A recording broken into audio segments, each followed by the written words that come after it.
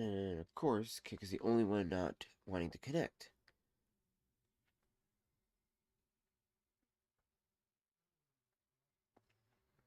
I just changed the stream key.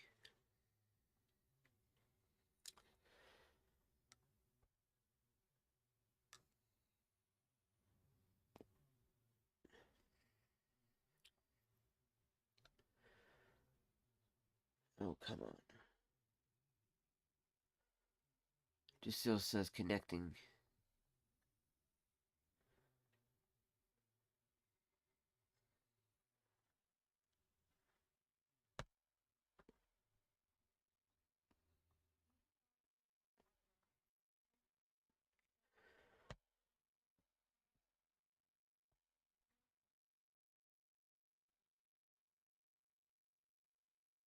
It shows that live over there on the Rumble.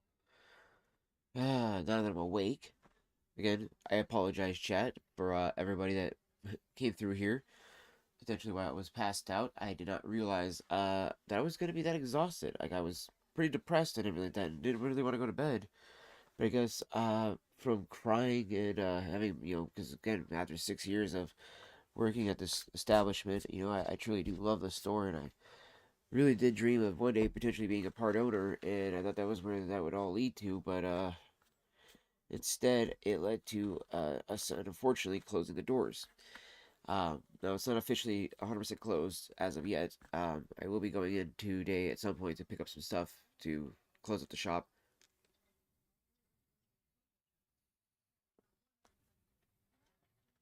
I was going to get in contact with my boss and talk to him about a few things, and let him know about a couple other things as well.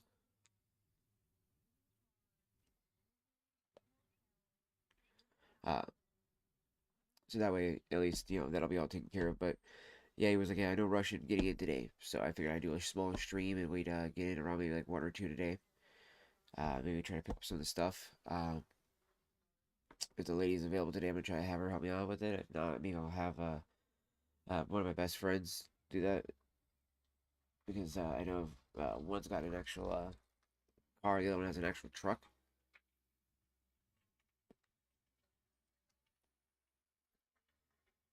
So we'll see how that all goes, chat. So yeah, it's a weird morning. It is a weird morning, to be honest, guys. I don't think I truly thought I'd wake up today thinking that, or knowing that, my job is technically gone. I mean, granted, I have another one lined up, right? I have the Valley Smoke is the next establishment I plan to work at.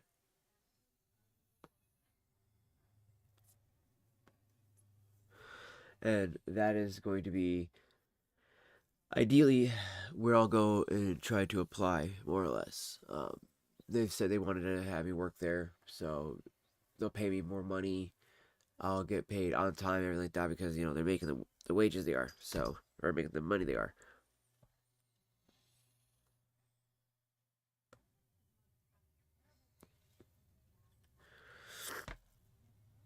So I do look forward to doing that.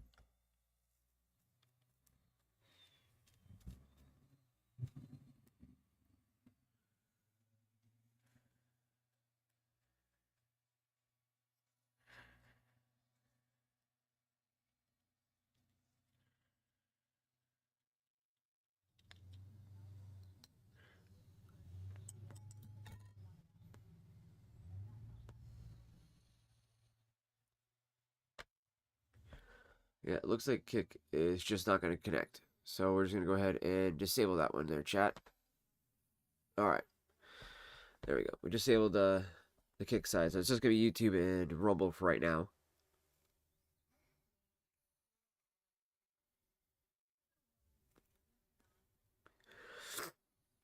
So it's a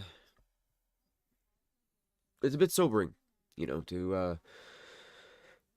to wake up today and to realize that the store is no longer the main place of employment, if you will. So move my camera in more a bit right there.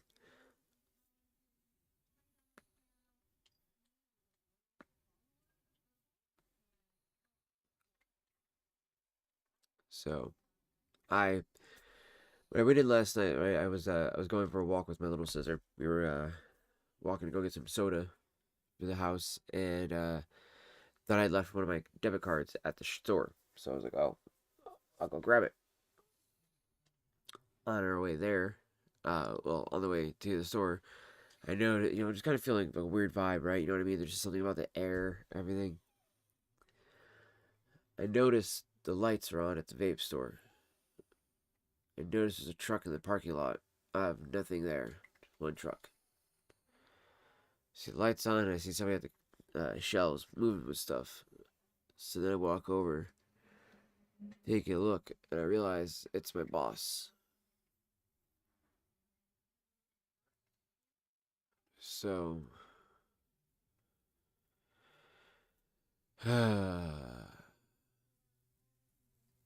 so I go in and I, talk to him about it, see what he says. And the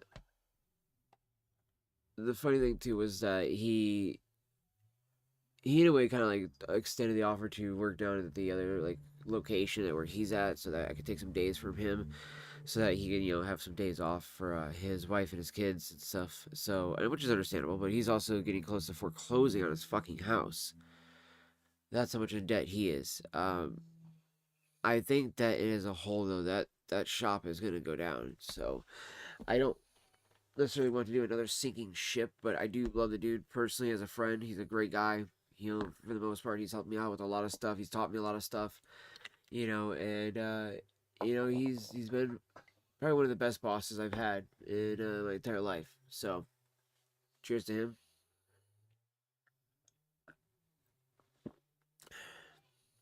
Cheers on Mountain Dew. Very classy.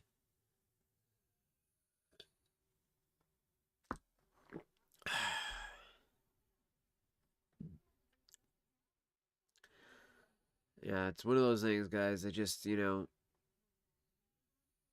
I truly do not, know what's really going to be the main focal point for here. Do I just jump going to getting a job, or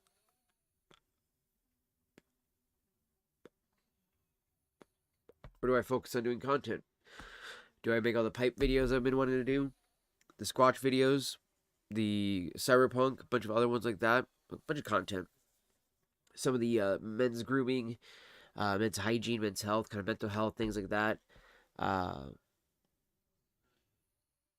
Talking about the misunderstanding of cannabis, and using being an epileptic, what it's like to use cannabis day to day. How tobacco has helped with that as well. There's a lot of topics that I would like to be able to go over. Um, Luckily, I have a total of 4 checks that are being brought up by my boss, so that way that'll be good. We won't be able to catch them all right away. I'd stagger them, but that will mean though that things can start rolling forward now, which will be a good thing. That'll be a good sign. Um, but with that being said, it's like with that, plus what I have, at the store for checks wise, it's like, do I have enough to just kind of focus on the content? Like, is this my sign from God in a way that this is my way to focus on just making content at this point and try my very best to not only just make content but also make what do we call it um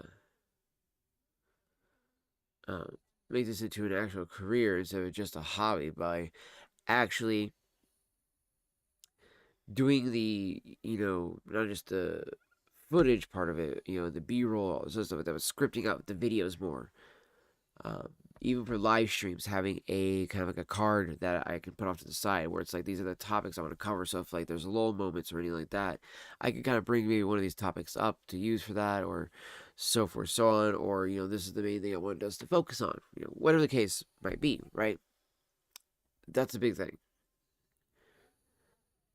However, though, I think what's really crazy if you think about it, right, is that over the years, I have I have had the pleasure of being able to live stream while at work, which was like one of the first times I think anybody's really seen somebody do like a work stream like that. There's people that do kind of like an office one. Maybe they do like a warehouse factory where they're like, packing up stuff like that. It's their own business, so forth, so on. See that. But how many retailers do you see somebody doing a stream? Not just a video. Like, there's like, I could tell you quite a few shops that have done videos like that, but do a live stream during the day. Psst, Bubba's. Yes, upon it. Just drink the water, baby. Um, but doing during the day versus it being like, oh, okay, now we can go home and now we can stream, right? It's like we're making streaming part of the way we were trying to bring. Psst, Bubba's, dude, you gotta stop. I don't want you spill the water everywhere. Go drink your water. Go drink your water. Go drink your water. Yes. I'm gonna rub your face on my shoe. Yeah, I'm gonna rub your face on my shoe. But yes, Bubba's, go get your water. Stop just trying to spill it though. I don't want water all over the floor. And I'm tired of you dragging it all over the place, Bubba's. Then I end up accidentally kicking it all the time. Yes. Hi, handsome. Yes, you had an eye, Oogie. How was that in your eye?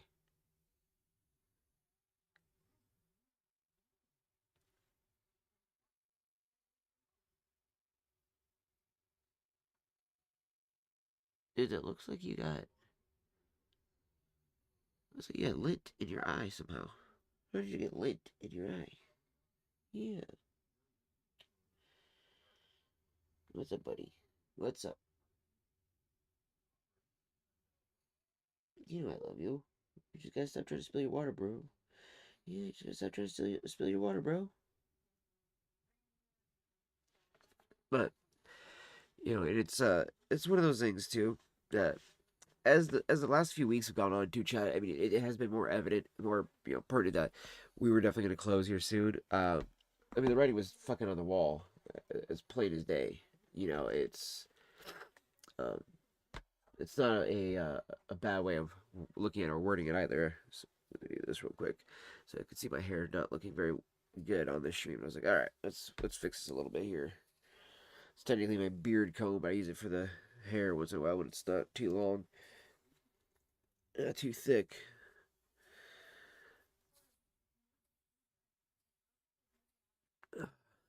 It works pretty well for that.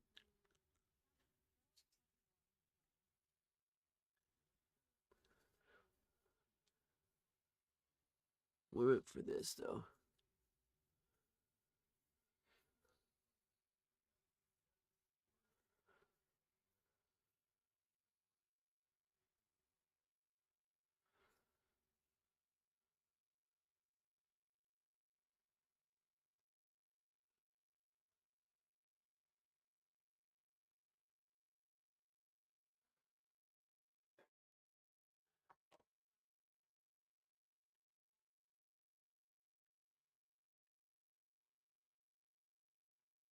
Okay. Had to move the hair out of my eyes. That's why I kept doing that with my fingers there over my fucking hair. So I was like, oh my goodness, gotta just do this to kind of like V it out. So, Bang Tan Quinny, welcome in. How's it going? Oh wait, isn't that Becky? What did it say?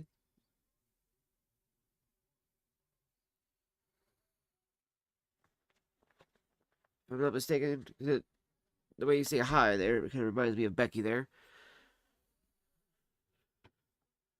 Okay, yeah.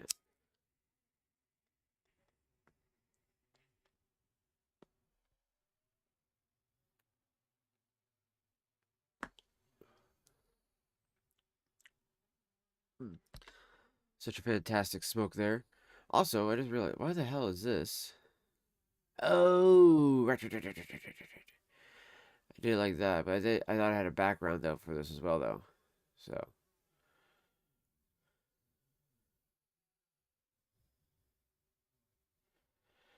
put it like that right there. This video actually works like that for the most part for this. Let's see here.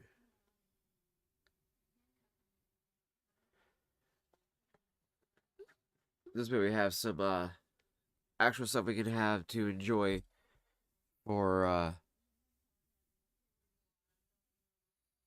after the stream. Also, let me see here. Okay, yeah, we are using the right microphone.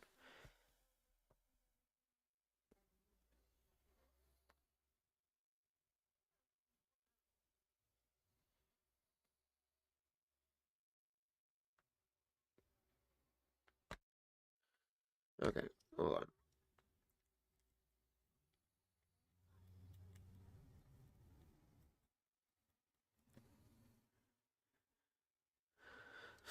Also, was that right? Is that Becky that's there, or am I incorrect? If I am incorrect, I do apologize. By the way, hello. Okay, that's what I thought. I thought it was Becky. It's good to see you, Becky. Good to have you in here. It's been a while there, lady. I'm glad to have you in here. If my phone would just cooperate with me. Try to call out notifications really quick. Boop. Okay, there we go. Yep, it's me. Oh, it's good to see you there, lady. It's good to see you. How you been?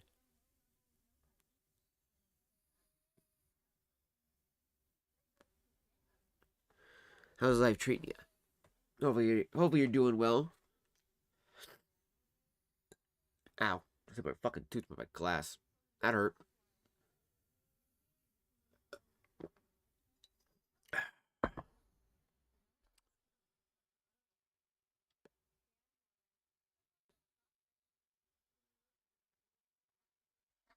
What I like about this Virginia and the little bit of black cavendish that's in this is that it's got a perfect perfect smokableness that you can have just a glass of soda with it, and it doesn't really fuck with the flavor too much, right? When I'm smoking the autumn evening and I have a bit of Mountain Dew with it, it always fucks it all up because that's lemon and lime and orange and all this other shit, like all these fruits.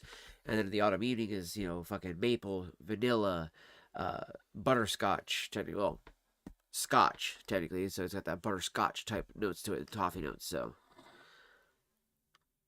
there is a way to fix that. Dark did that earlier, and a couple days ago, because he came through as his one from he did when he was in high school. So he was like, "Oh man, I'm embarrassed now."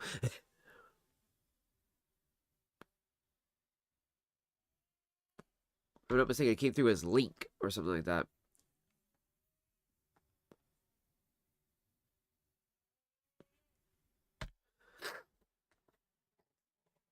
But there is a way to change that though.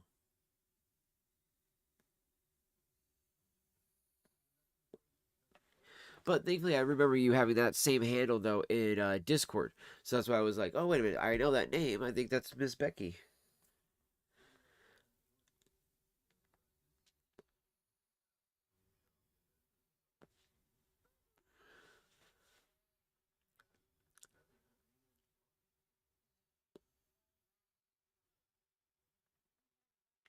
I'm not sure exactly how to. Dark, like I said, is the one who did it, but I can also look it up here in just a little bit, to kind of help change it up if you want me to. There, Becky, I don't mind doing that. Uh, I assume mine's still just gonna be not high school, elementary school. That's right, that's right. Also, welcome back in, Dark. Good, thank you for so much for popping back in, brother. I appreciate you trying to wake me up. By the way, my phone did not wake me up. It's so funny. I woke up shortly after though. You had sent that message at 6:40. So I thought that was kind of amusing. I was like, "Oh, look at that." I mean, in a way, it did, but it didn't at the same time.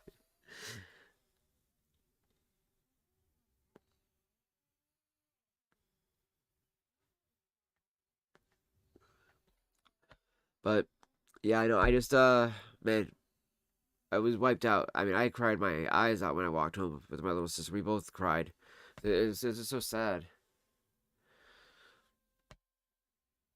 Aw, you and Mark are no more. What happened with that? Well, if you don't mind me asking, I mean, you don't have to go elaborate detail, but just hopefully it wasn't too much of a bad breakup or anything like that. Hopefully things went well for the breakup, or and hopefully things will continue to go well for both you guys.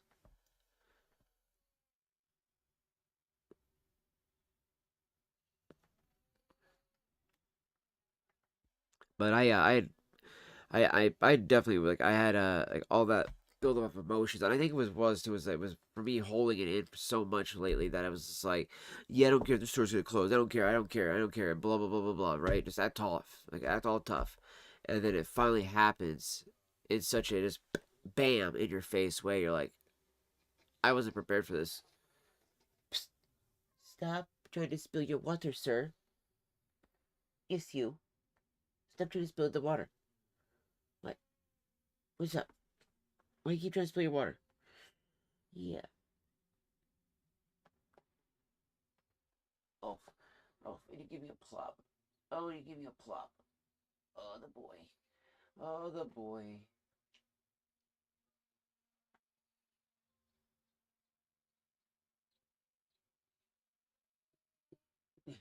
Tail. I love you. You're such a dork. Yeah, you're such a dork. You just gotta stop trying to spill your water, bro. Yes, gotta stop trying to spill your water. Yes. Can you not spill the water? Yeah, can you not spill the water?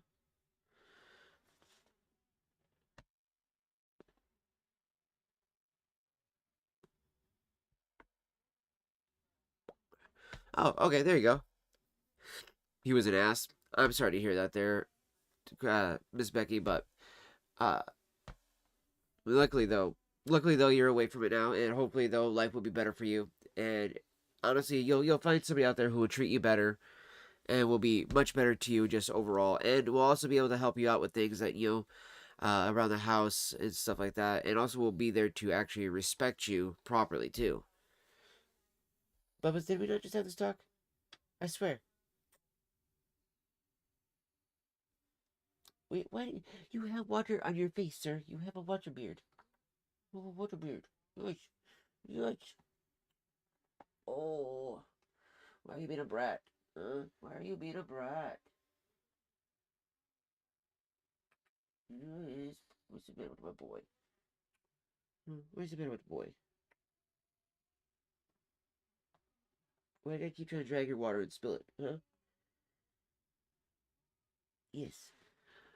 My cat is just being a complete dweeb. He just literally keeps trying to knock over his water bowl right now. Thankfully, it's inside like a little trough thing. But what he does is he drags the whole fucking thing then across the whole bedroom. And it's just like, bro, stop it. Yeah, you know what I'm talking about, you don't you? Yeah, you know that, huh? Wait, you want to be on camera again? Is that what you want? Do you want to be on camera? Huh? Is that what you want?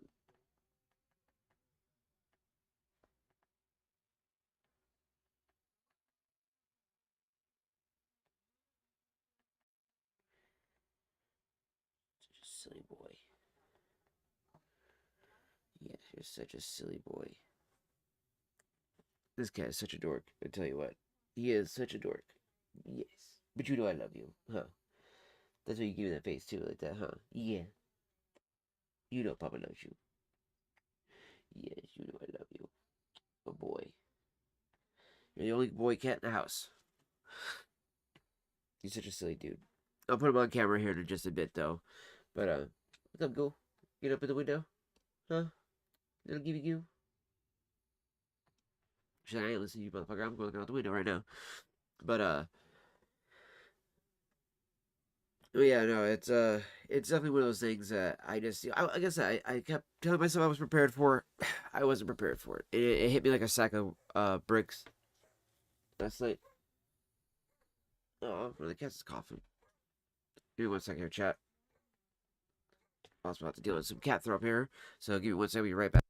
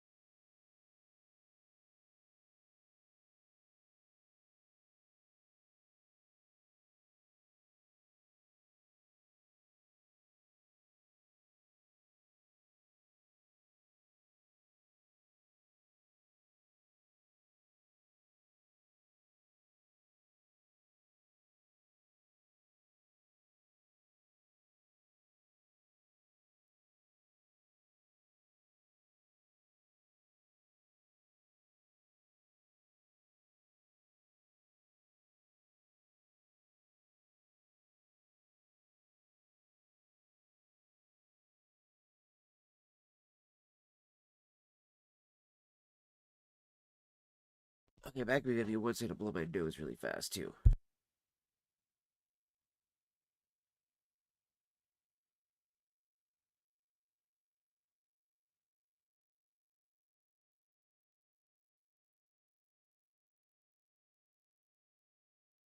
It worked out too because I ended up having to take a piss when I went out there. But went and took care of that cat puke. Poor cat. Got sick on the chair there.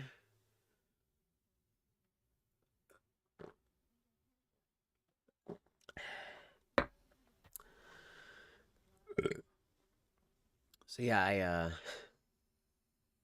wasn't expecting, like I said last night to happen, or to wake up and it feel like it was this it's kind of like a bad nightmare almost. Like man, like I fell asleep in my chair again, and it must be a really shitty nightmare, right? The store's closing, and like we didn't even get to do like the whole going out of business sale or anything like that. It's just he literally was just like, nope, I'm grabbing some shit I need for the other store. We're closing this shit up. I was just like, all right, cool. I guess that's what we're doing.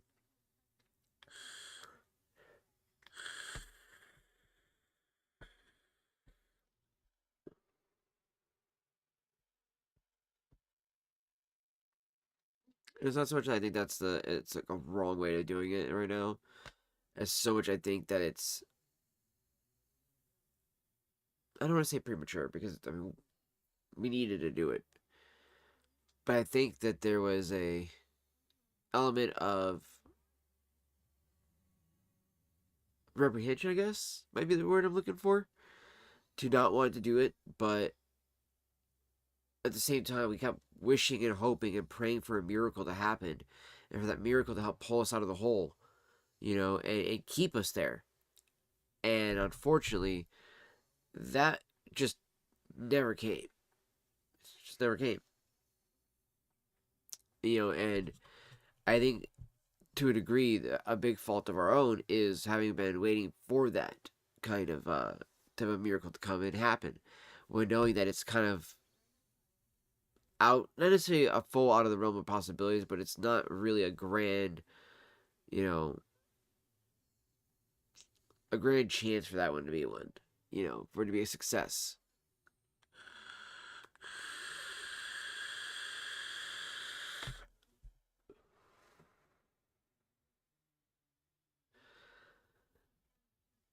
However, too, we also weren't looking to be like, at least for myself, I never wanted the store to be like super massively wealthy. I just wanted it to be steady. I wanted to keep the business steady with a slight growth every year after year. Because if you have something like that, it makes it a lot easier and a lot better to do things.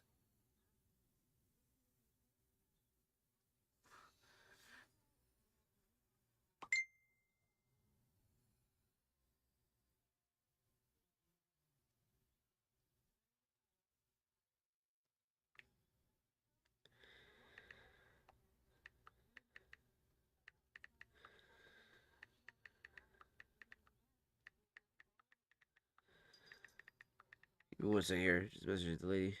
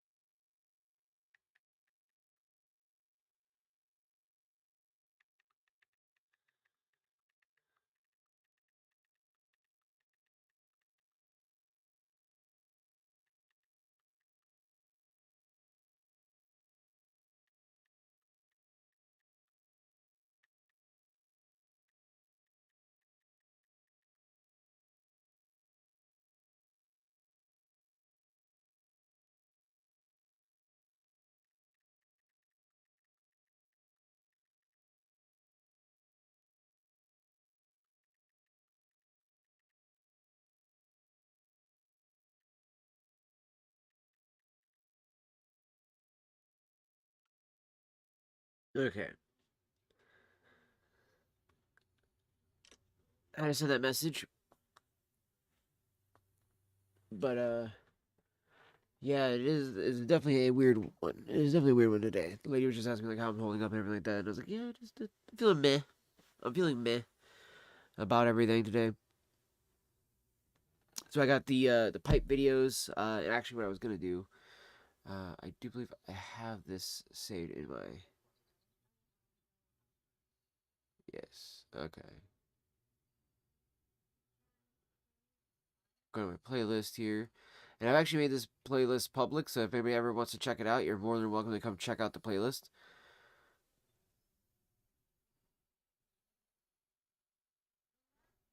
Alright, we got in here. I'm getting an encoding overload, which I think is only happening because I have a bunch of stuff opened up right now.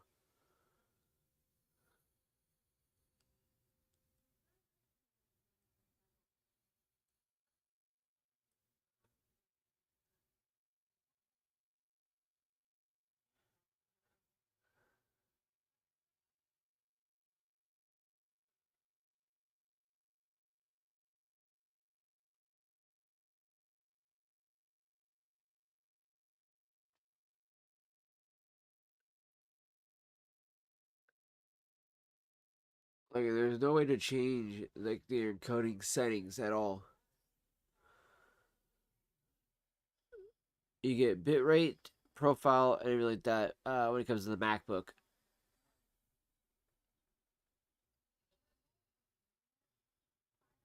Well, he did say he thinks, but uh,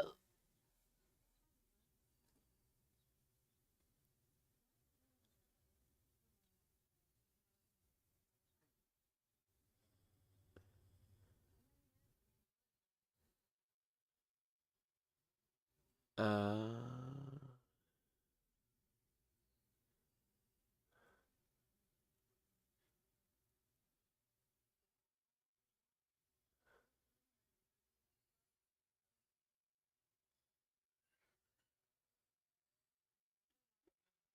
did you look through all of the tabs there, Becky?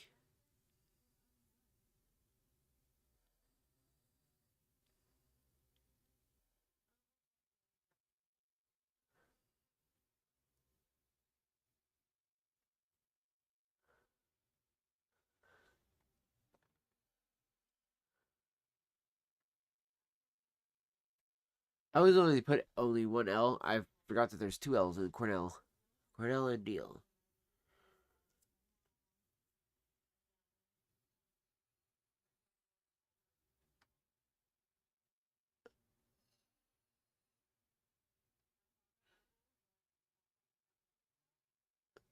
So I've been watching all the, as you guys can tell, all the tobacco selections as well. Trying to learn more about all the different types of tobaccos.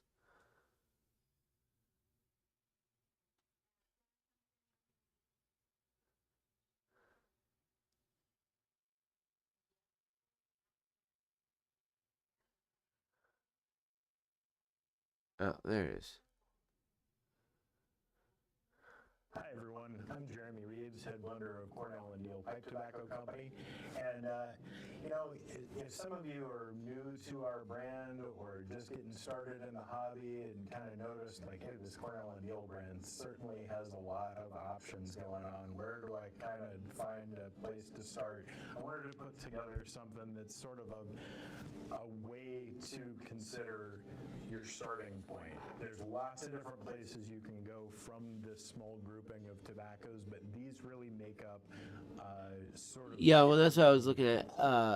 The settings to see if it was going to be through there. Because I didn't want to go directly into YouTube Studio. Because I know there's information that it shows that I don't ever know if it's okay to show that information. We've got aromatic, we've got Virginia, we've got... Just because I'm always like, kind of like, you're like, is this okay to show? Or am I going to get in trouble for this? Virginia Perique, we've got Burley, we've got Latakia, so pick your poison, as they say. Start with an aromatic category, autumn evening. So we start with a mature red Virginia grown in North That's what we got right Carolina. here. We steam that into a Cavendish. And I got it in my And jar then right here as well too, we chat. add maple and Love the autumn caramel evening. and scotch and vanilla to it, and it is wonderfully rich and Let me I'm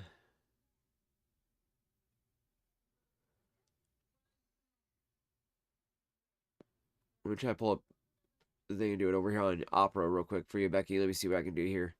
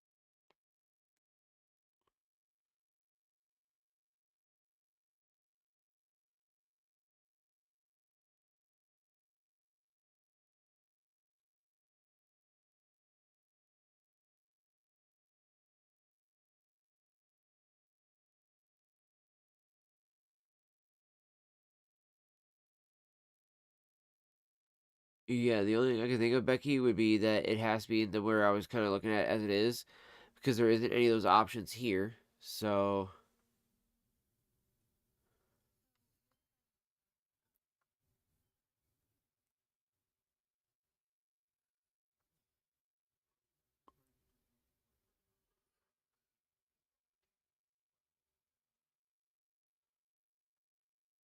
open the settings.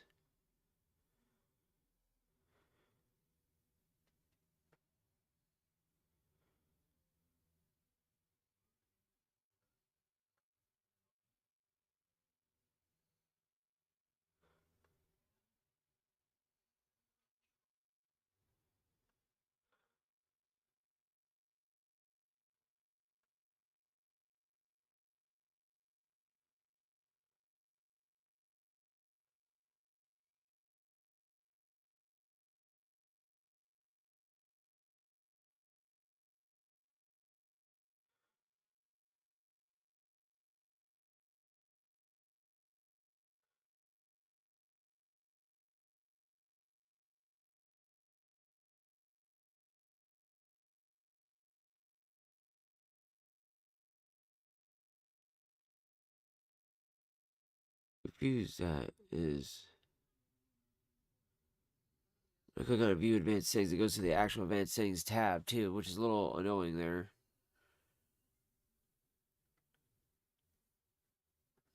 So yeah, honestly, Becky, I'm not sure with that one there.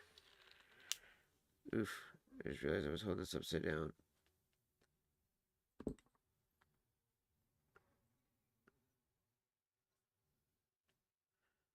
Oh, thank God. So this has like an anti-gravity thing, which is kind of crazy, but it does work. Only when the tube is out does the gravity affect it. But when the tube is in there, it like keeps the liquid sealed upside down. It didn't even drip into the tube like that. So it would have been all over the walls, like really saturated, but it really wasn't. So I'm kind of grateful for that one.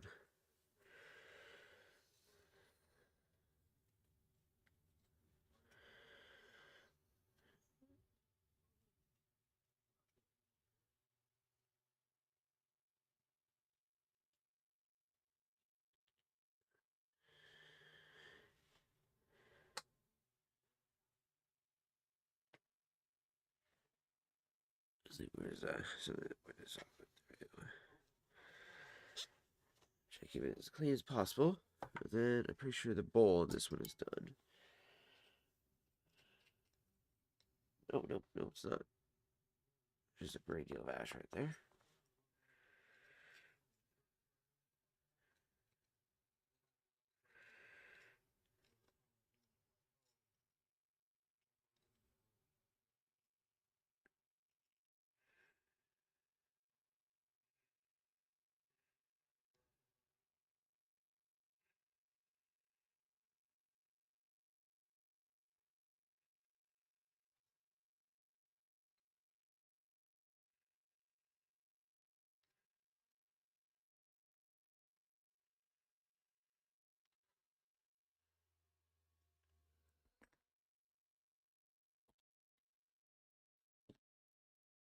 I need this stem in there.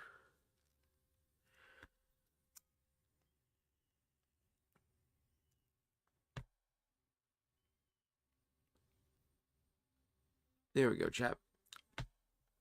Fantastic smoke. And full in Virginia flavor, but also Well, yeah, Becky, I wasn't able to see it though. infused with notes Maybe if you can, of Dark, those if you could flavorings throw of maple some DMs, and Scotch and I'll try to to like be sort of look at them and stuff refine like it. that. The room note is Yeah, okay. fantastic. Why am I all of a sudden now getting an It, encoding overload is and drop frames quite all of a sudden with the attractive stream? to those around you, but it does not skimp at all on delivering that flavor to the smoker as well. And oftentimes, I think that aromatics fail in this way. That they smell great, but they don't necessarily deliver that flavor to the person actually smoking. And I think that Autumn Evening stands out in that regard. And it does. Another prominent aromatic And these are in just our some of the catalog blends that is they make, Nutty chat, too, by the Irishman. way. Nutty Irishman is a base of red and bright Virginia, white and dark burley, and just a little bit of black Cavendish, and then it is topped with quite a complex melange of flavors. But the end result is something sort of akin to like an Irish coffee, or maybe something like coffee and toffee. So really nice and sweet. Again, it's got a wonderful room note and plenty of those flavors: chocolate and walnut and coffee and coconut and all of the things that we put together to. Oh, I was saying if you could, Flavor oh, profile. Those flavors definitely come through to the smoker as well. Next category I want to talk. dude, I am getting really annoyed with that. I cannot get anything to stop there for a second. What the fuck? Okay, as I was trying to say now, uh, Becky was having a hard time finding that spot where you changed the thing, so I was trying to say if you could throw me some screenshots so I could either send it to her or show it to her so that way to show exactly where you found the change of the name thing. Because I was trying to find it myself. I could not actually find it myself, and it was a little weird because legitimately, I know she's trying to change it for herself, but legitimately it's confusing as fuck though. Because I went through settings in the regular YouTube, like just the drop down part right here. You know, like right above where you just click on your name, go up above there, click, boom, and then I went over to the other one. So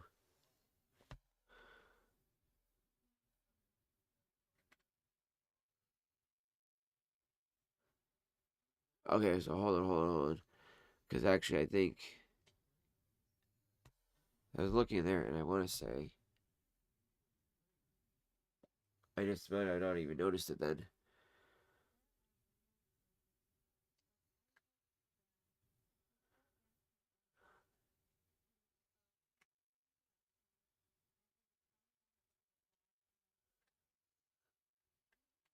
Ah, so yeah, Becky, you're going to go to customization.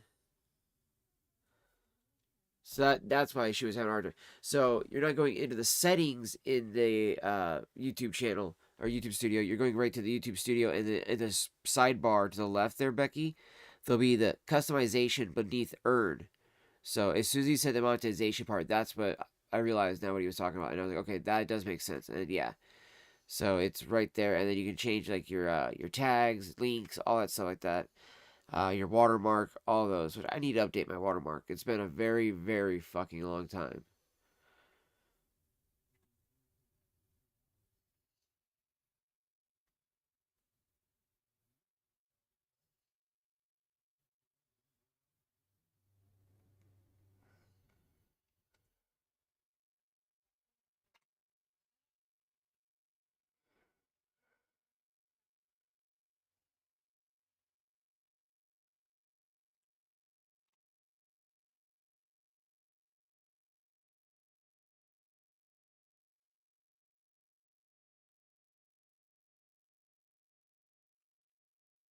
Oh my god, they had the whole pronouns.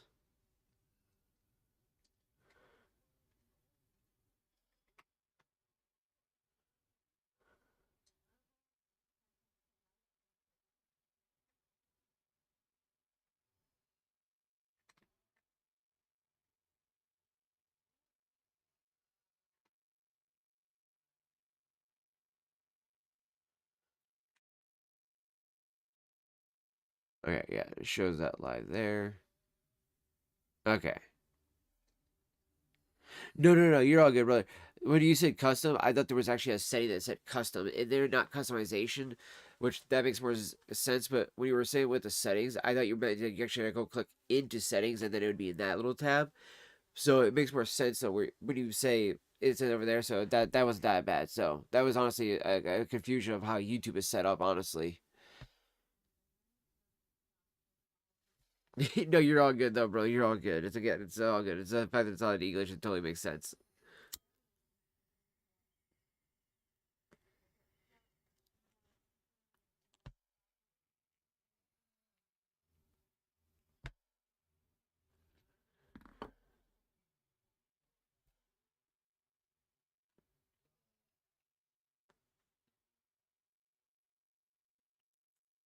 There we go.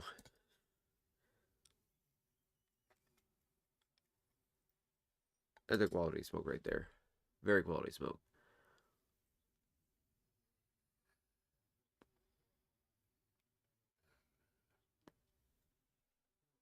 I really do like the way that tastes and everything.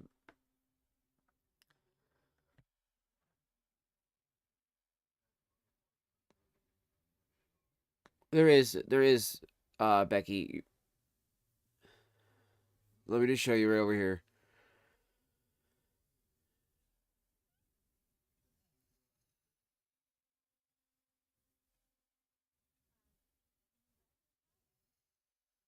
It's literally right off to the left over here, Becky. You have the option. Everybody has the option.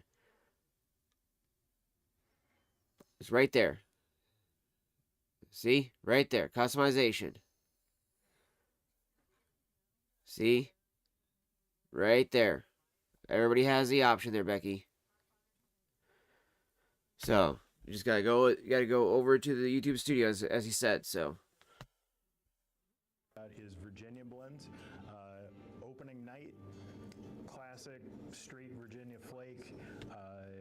Really nice balance between red and bright Virginia, but the red Virginia is sort of favored. Like I was just saying too, it's not in the actual settings, it's on the tab. So, again, he was saying that it's over by where the settings are at. Like you're actually not in the settings itself. The red Virginia really is kind of the star of the show in this particular flake.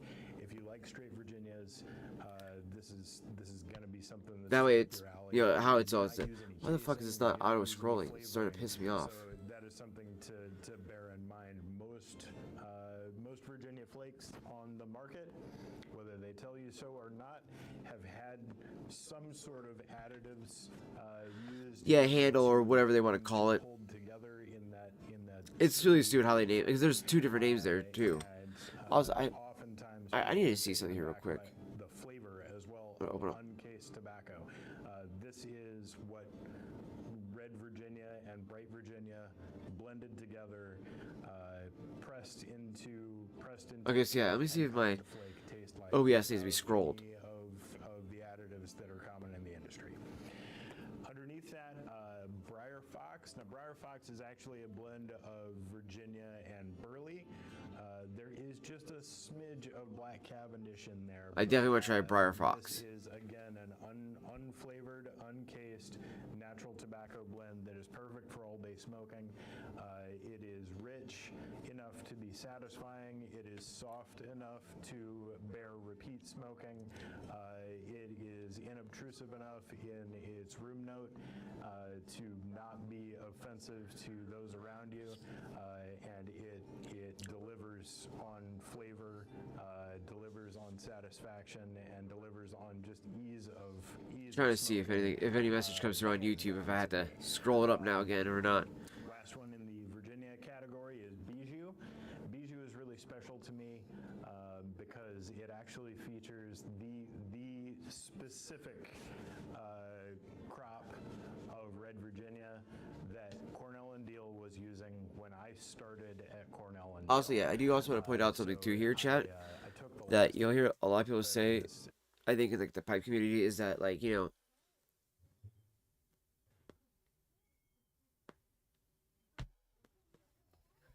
it's not a corn cob, meerschaum, briar, or some type of wood like that, then or at least a clay pipe, that you can't really make a pipe out of anything, or you can't really smoke out of anything else. I will prove to you that you can smoke out of these glass pipes. That ideally, even though most pipe or glass shops will mark these as tobacco use only, they do actually mean for you to use cannabis with these instead. But I'm going to prove to you that you can actually use actual nicotine tobacco in these, and it works just fine. And in fact, in my opinion, it actually worked really well with using this guy. So I'm watching the oils kind of drip down too in there.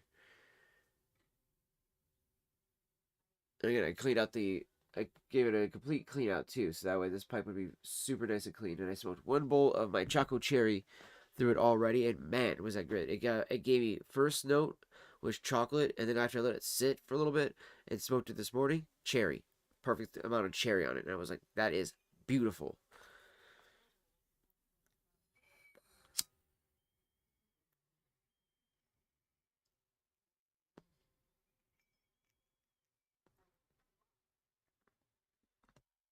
Right now, I have uh, the Sanctuary loaded up in my Peterson right now. So this is the Red Virginia blend with some black Cavendish from the Refuge, the cigar lounge I go to all the time.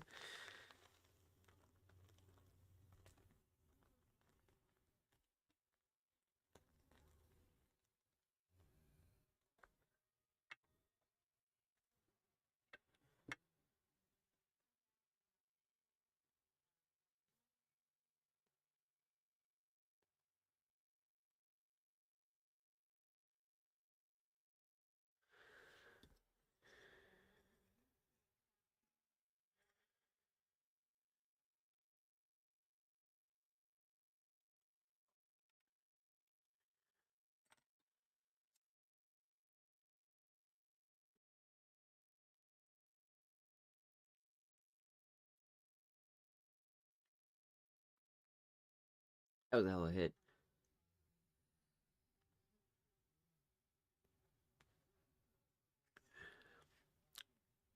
Love the way that tastes. The Sanctuary's got such a pleasant taste to it, chap. So, and again, I wanted to do this so you guys can kind of understand the differences between all the tobaccos. Let me bring it back here. The reason why I want to bring it back so we can actually listen to every category that he says here, so you guys can understand the different categories of tobaccos that I tend to use myself, which is mainly aromatics and Englishes. But I do want to get some Lackias too. Hi everyone, I'm Jeremy Reeves, head blender of Cornell and Deal Pipe Tobacco Company. And you know, if some of you are new to our brand or just So tired, my nose being so in the stuffed up right now. hobby and kind of noticed like, hey, this Cornell and Deal brand certainly has a lot of options going on. Where do I kind of find What should they do, chat? to start? I wanted to put together something that's sort of a way to consider your starting point. There's lots of different places you can go from this small grouping of tobaccos, but these really make up sort of the heart of the. Take a look at this pipe tobacco they have here, chat. The amount of it. So put them together in some. You go to the categories blends, so that people kind of can gravitate to. and it goes for categories that make 13 sense. pages. Got aromatic. Got This is Virginia, the one I use the most right here. sorry, Autumn Virginia Evening. Creek, we've got Burley, we've got Latakia. So pick your poison, as they say. Start with an aromatic category, Autumn Evening. So we Ooh. start with a mature Red Virginia grown in North Carolina. We steam that into a Cavendish. Red Virginia Cavendish at that. We add maple and caramel and scotch and vanilla to it, and it is wonderfully rich and full in Virginia flavor, but also deeply infused with notes of those flavorings, and maple and scotch to me sort of define it. The room note is fantastic. It is definitely a crowd pleaser to those around you, but it does not skimp at all on delivering that flavor to the smoker as well. And oftentimes, I think that aromatics fail in this this way, that they smell great, but they don't necessarily deliver This is that true. They flavor taste like hot air, as most people to the say, person actually smoking. And I think that autumn evening which is not stands great out because in then it that means that they just regard. get really, really hot all the time. Prominent aromatic in our catalog is Nutty Irishman. Nutty Irishman is a base of red and bright Virginia, white and dark burley, and just a little bit of black Cavendish, and then it is topped with quite a complex melange of flavors. But the end result is something sort of akin to like an Irish coffee, or maybe something like coffee and toffee. So really nice and There we sweet. go. Again, it's I just got want to make sure I finish a up this bowl wonderful because root there's, note with the sanctuary, I only have an ounce of it. I really want to flavors, savor chocolate and every walnut, bit of the tobacco that I coffee, have of it, coconut, and all the every things leaf. that we put together to achieve that aroma and flavor profile. Those flavors definitely come through to the smoker as well. Next category I want to talk about is Virginia blends. Opening night, classic straight Virginia flake. Really nice balance Such a between fantastic smoke. red and bright Virginia, but the red Virginia is sort of favored in this And what I love particular about blend. this video is hearing about all the different kinds of tobaccos and how they all kind of blend and marry together in a lot of ways, because there's so many different kinds out there that it's like, how do you find the one that's right for you, right? Like, how do you find the one that you're gonna like the most? And it's like, well, you gotta listen to the master blender himself, you know?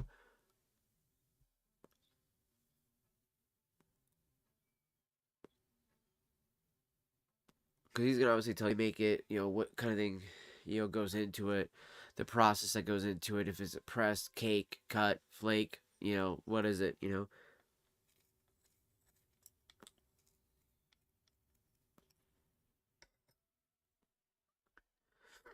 And he did a good job of describing the body of the smoke and the body of the feel of it, you know, of the actual, you know, pipe tobacco itself, and you know the look of the tobacco leaves themselves and how it marries the flavors together in the right way.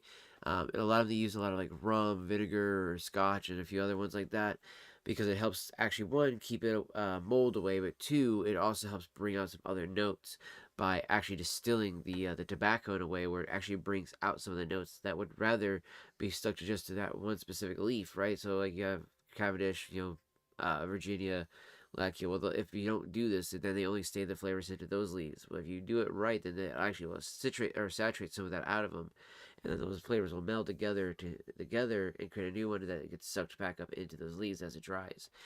And that's going to be now the new flavor profile that you're actually smoking on at that point. And you also want to make sure that if you're doing something with alcohol wise, to moisten it and all that other stuff to help out with uh your bag of or yeah, your bag of pipe tobacco. If you're making like a little jar of pipe tobacco, it would be more so like that. You don't want it obviously too moist. You don't want it too dry. But if it's saturated in the rum or scotch or whatever you just used, it's going to give you blue flame, and that's going to be very bad for your pipe and very bad for your smoking experience overall too. So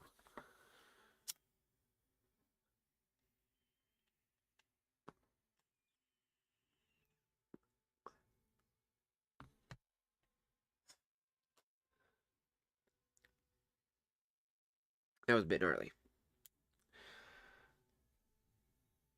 All right, apparently fully smoked that out.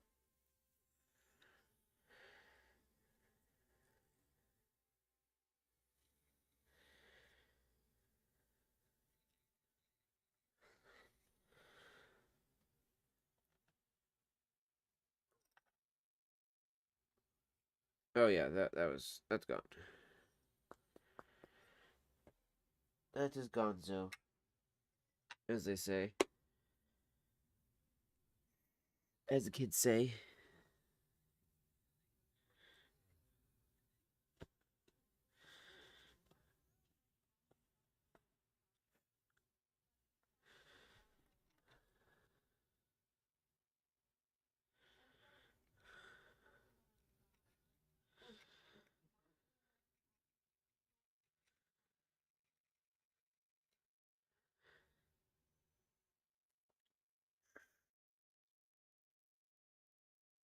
There you go. Clear out the air airflow part of the chamber there.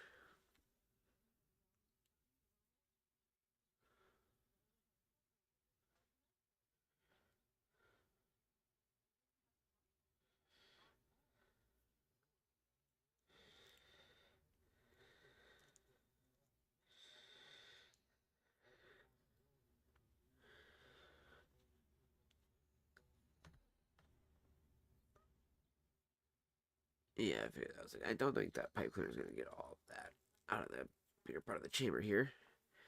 But bam.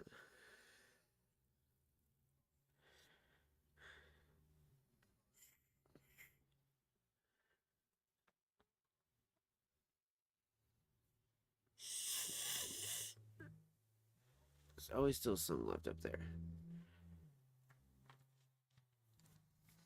All right, that is good to go. So while we let that cool down here, I'm going to show you guys that you can smoke out of a glass pipe, proper uh, pipe tobacco. So once again, we're going to use the chocolate cherry that is in my Gorilla Glue.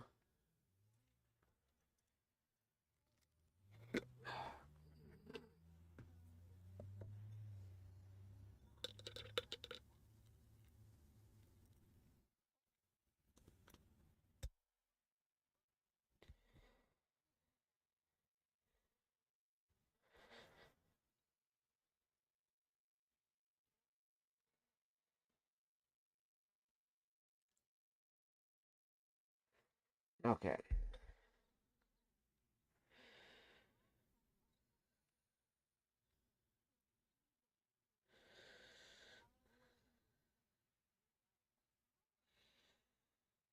Now again, this doesn't hold a whole lot of tobacco.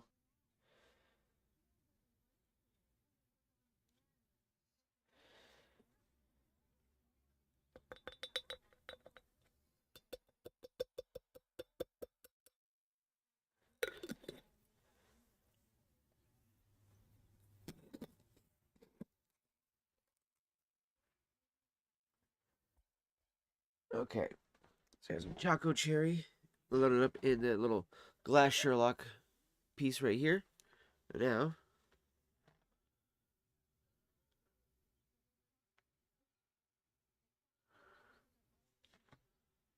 show you guys.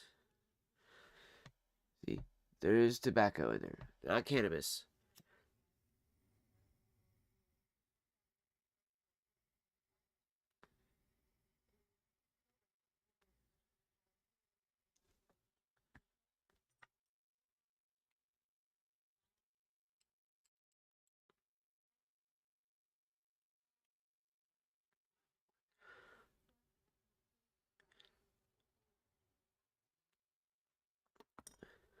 And again, you have to keep the carb cap, the carb hole, plugged the entire time, but you can let it out or unplug it, pull some out, clear it out when you need to, but it is gonna punch.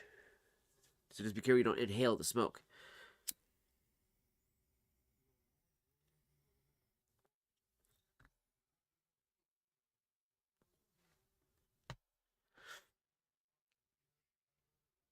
And when I want to just taste a nice little taster right there, get a lot of the chocolate right now, tiny bit of cherry.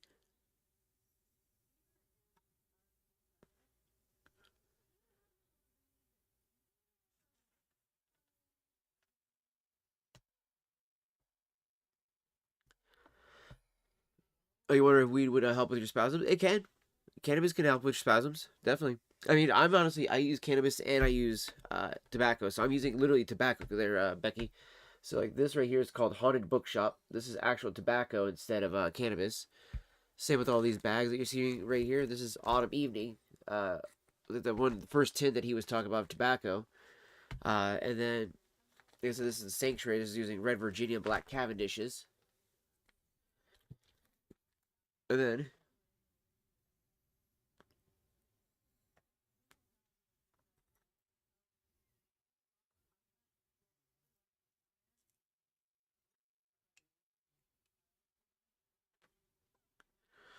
which also, by the way, I use the tobacco as well for my my epilepsy. Other than the fact that I like smoking too. But I have found it working in conjunction with cannabis to help with combating my epilepsy and the anticonvulsions.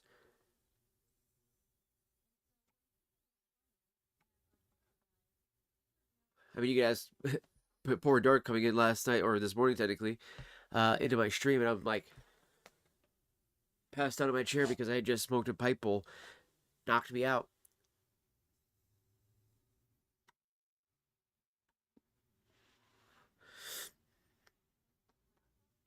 Okay, I gotta go use the bathroom real quick. My wee little blatter. Oh, goodness. I cannot find a spot to set this down. Okay, you know what? Just set it down right there then.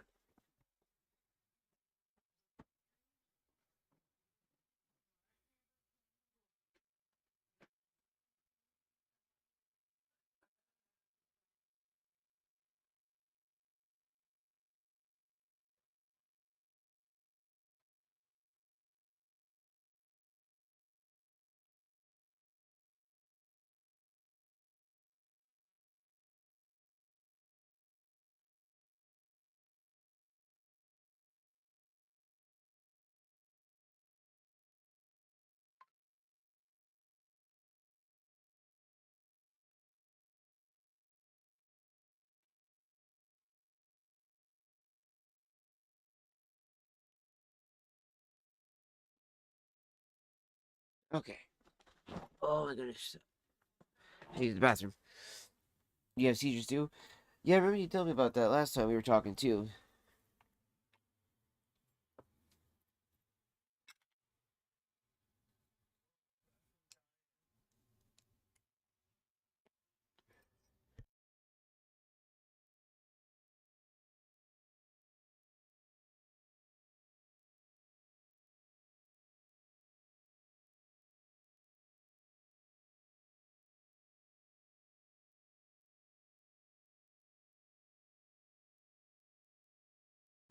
But also, though, to show you guys,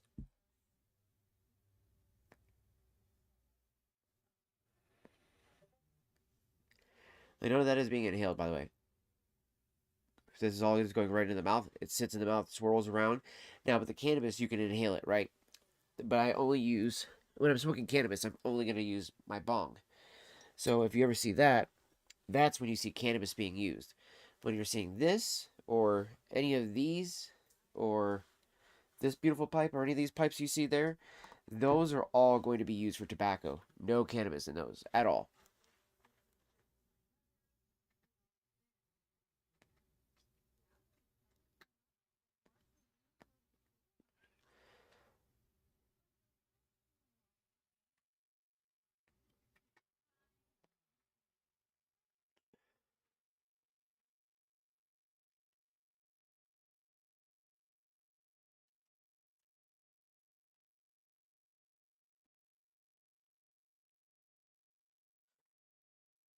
Hmm.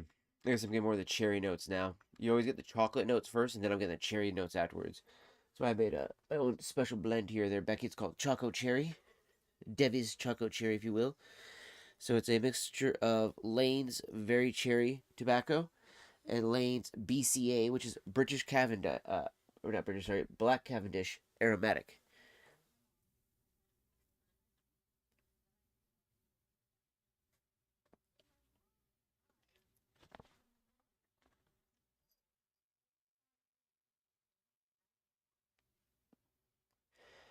You can make that small little bowl though, last quite a while though, and have quite a few puffs off of it.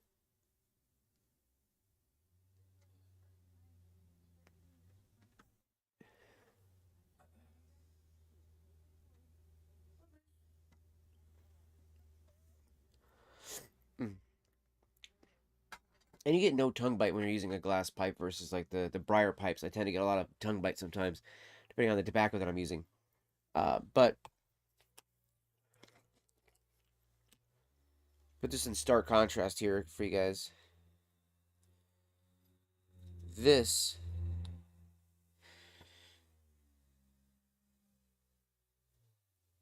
looks completely different compared to this, and it's even grown differently. That's cannabis, so it stays on the nug. does not get taken off of it. This is tobacco. See the difference? One's brown and one is green. So that's the big way to tell the difference too. Because I know there's some people that see the pipes and they still think, oh, he's lying, he's lying, he's lying. And it's like, no, no, no, no. If you see me load something out of like those jars like this, that's that color, then it's tobacco. Even if I'm using an old weed jar, it's still tobacco.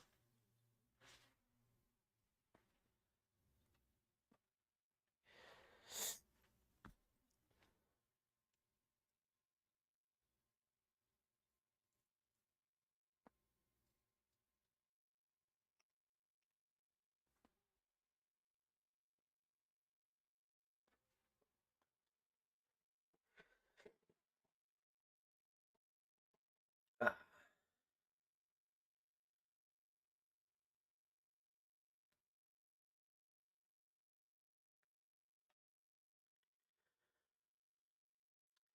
And what I love about this is that you can see the tobacco oils and moistures building up too.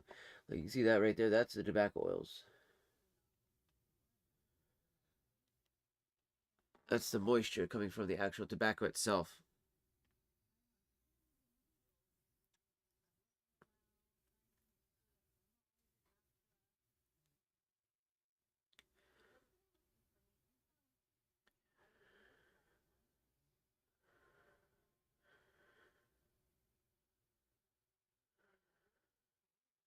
And then you just use that to kind of coat the inside of the pipe.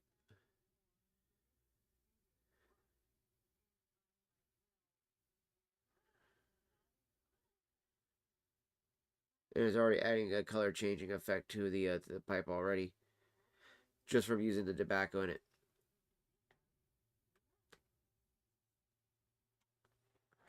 Alright, when we're relight, we'll be good on this pipe. My contacts are drying out of me. Fucking hell.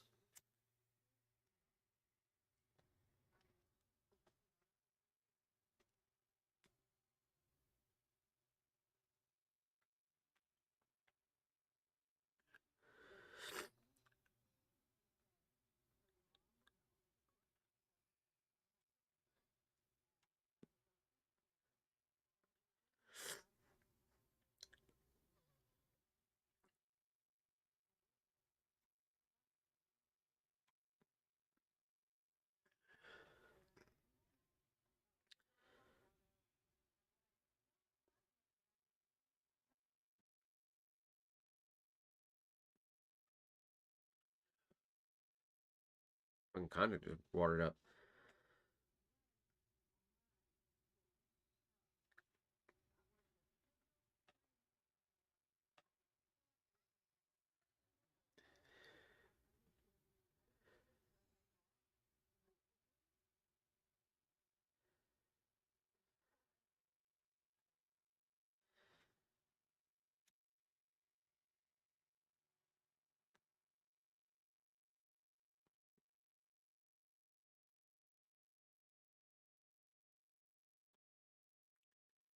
Literally, though, not even lying, Becky, with having used the tobacco lately, in conjunction with the cannabis, I've had no seizures. I've had less issues. The only thing I will say is I'm way more relaxed, that it is easier for me to take a nap throughout the day.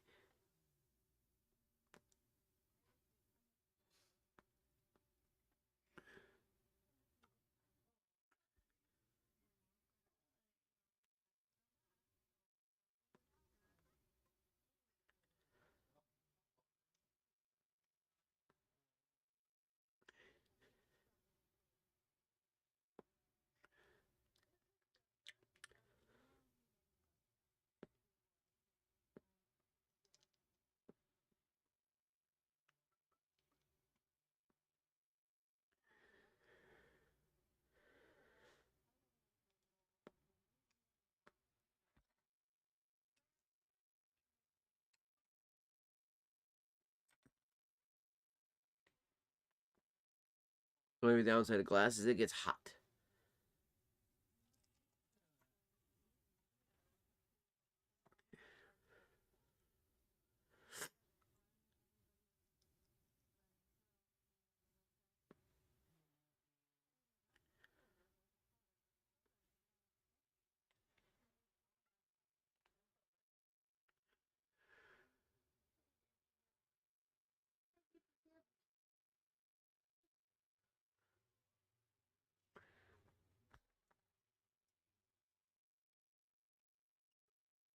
And it's all ash now.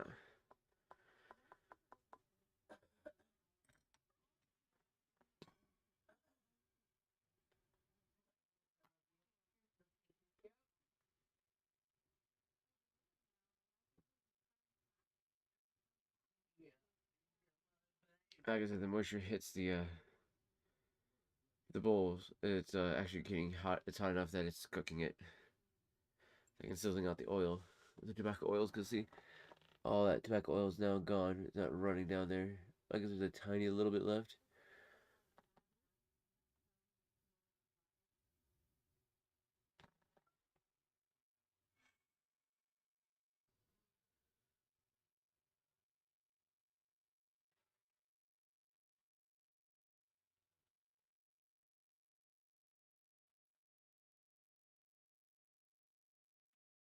It's fine. We're getting little pieces of the tobacco there. Just tiny little pieces of tobacco stuck in there. But I do enjoy this little Sherlock's pipe. Like I said, it's got a nice sized bowl. The only downside is that it gets hot. It's very hot. So, it's the only downside to that one. But this has been like my choco cherry pipe, is what I've been calling this one. So, it's pretty much what I've smoked my choco cherry out of every time. I'm not even joking. Like, every few times I've been smoking the choco cherry, it's been out of that guy. Also, I've been meaning to see here, so this one's cached. This guy had Haunted Bookshop in it last night. That's what I was smoking on when I fell asleep.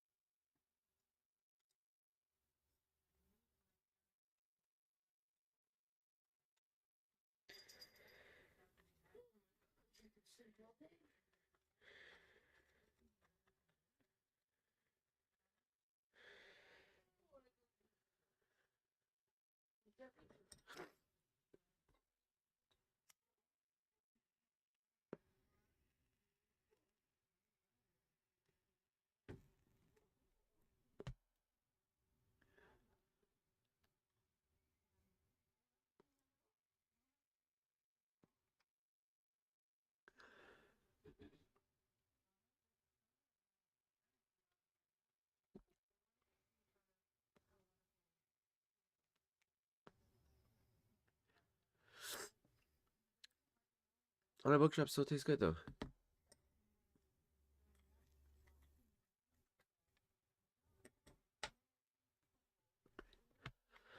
So one thing about pipe tobacco that you can do, which you can't do with cigars, is that you can just pick it up and smoke it the next day, and it still tastes fan-fucking-tastic. Speaking of Haunted Bookshop, though, let's go ahead and finish up the rest of this video real quick.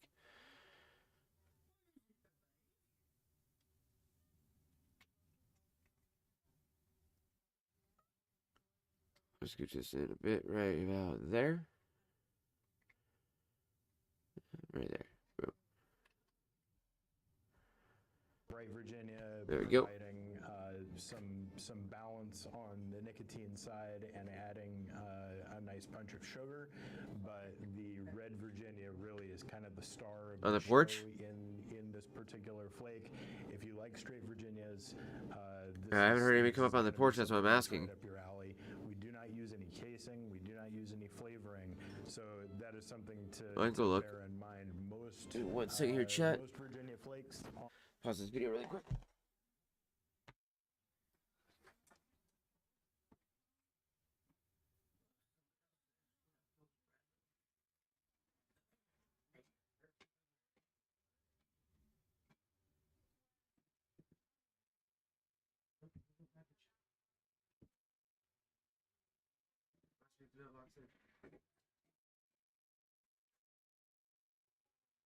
This is a package outside. I thought I said I hadn't heard anybody walk up the porch.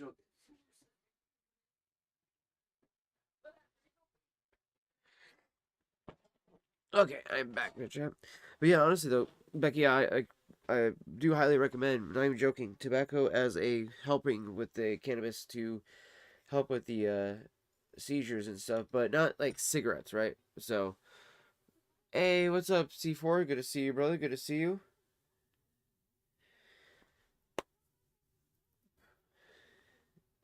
It is a bit of a somber day, brother. It's a bit of a somber day.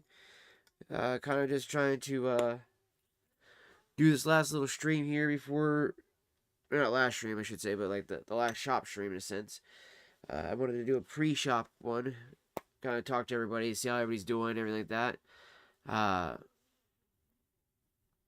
and kind of just vibe with everybody. But then at the same time, I wanted to go in at some point when I go to pick up some of the stuff that I have left to pick up and clean up the store to do a last minute store stream and be like, hey, this is us saying goodbye to the store and everything like that. So it's gonna be rough, man. It's gonna be rough. I'll tell you that. And it's just rough because like I again, as much as I was angry and upset about certain things, dude, I still love that store. That was my baby. That was what I turned that store into what it was turning into for the first for a long time, and then once we had that fucking bullshit all happen, dude, bam. Yeah, she's closing the doors finally.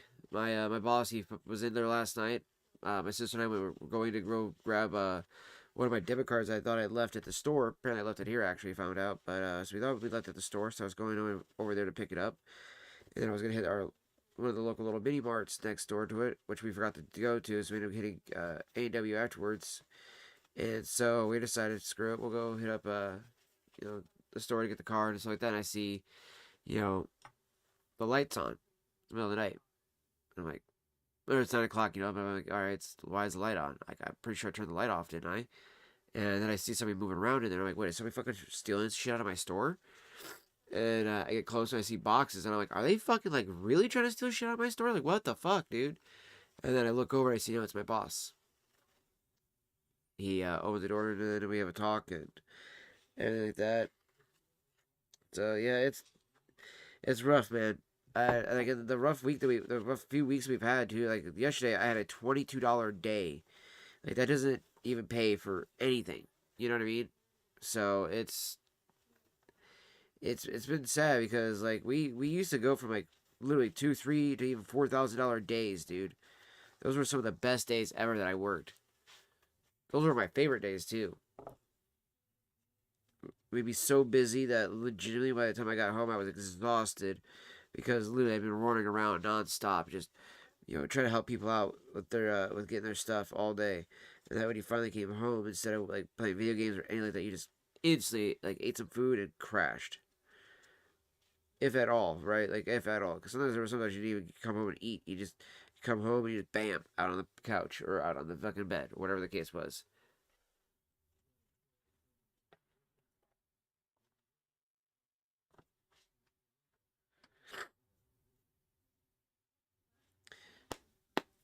Yeah, and it's more like invoking the whole Native American side of my culture, technically the Italian side and British side of it as well, with the whole tobacco use and the pipe use, and cigar use. I actually smoke cigars quite a lot. I actually have two today that I was going to smoke.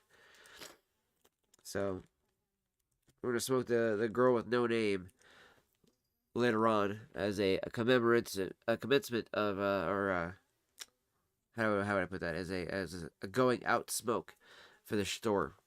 It's gonna be the cigar that I smoke for that. And then we got the New World afterwards, which is a Cameroon selection by AJ Ferdinand's, which is a legendary cigar roller. But yeah, got a couple cigars right here.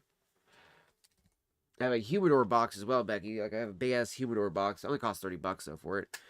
I got myself a quad torch here, so that way we can light our beautiful cigars with a beautiful torch, and it's marked with the name of the actual place I go to all the time, the Refuge, which is a cigar lounge here in the Pacific Northwest. Pullman here doesn't have one specifically, but Moscow, Idaho does, and that's where I go over to Moscow, Idaho for that one, which is also where the shop is at too. So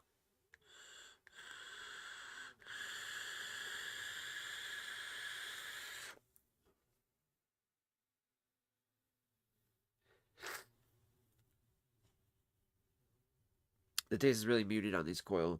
I think I need to change out my coil finally.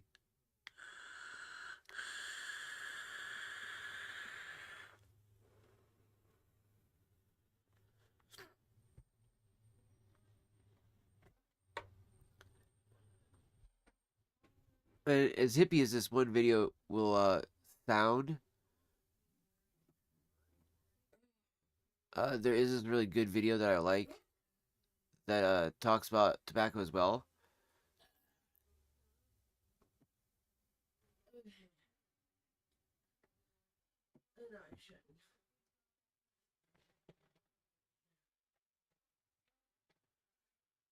Did your daily pay come in? Or are you using Granny's card then? What? Are you gonna use Granny's card then to take it? No. Oh, well, I know. I was just asking. Oh. Yeah. Well, Ooh, smoking some mint cigarillos from Croatia? Dude, that sounds delicious. Holy shit.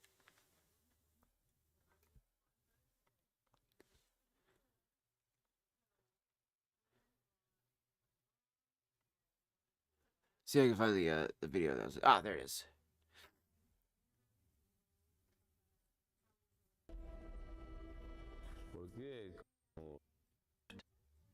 Alright. This is actually an interesting video.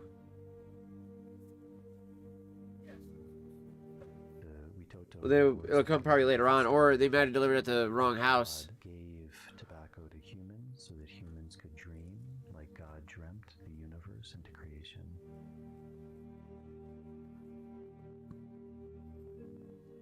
For your tour in the army, circa 2002. Damn.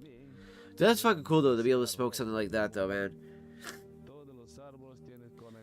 Well, that's another thing too is I think people don't understand also about Native American tobacco is it's not just a tobacco plant like we know it. It's actually a lot of other herbs and stuff like that made together, dried out, and then that's what they would smoke. Like some of their some nations tobacco air quoting was actually the closest thing that we had to aspirin at the time, and they would smoke that all the time or chew on it and stuff.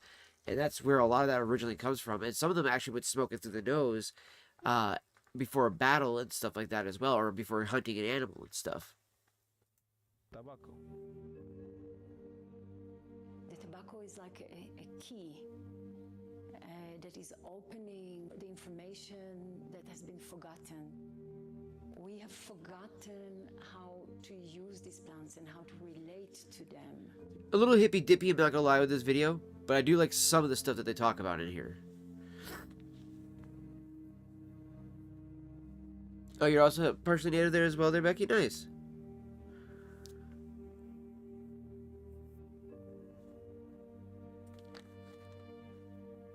I have a little bit of oh, I should say a little bit. I have a good bit of actual Native American blood in me.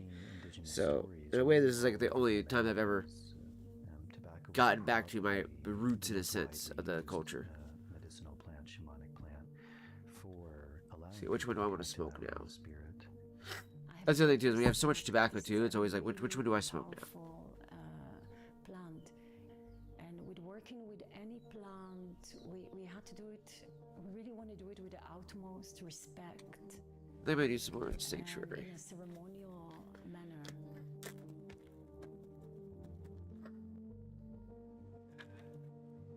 Oh wait, I didn't see that other jar finally. Let me see real quick.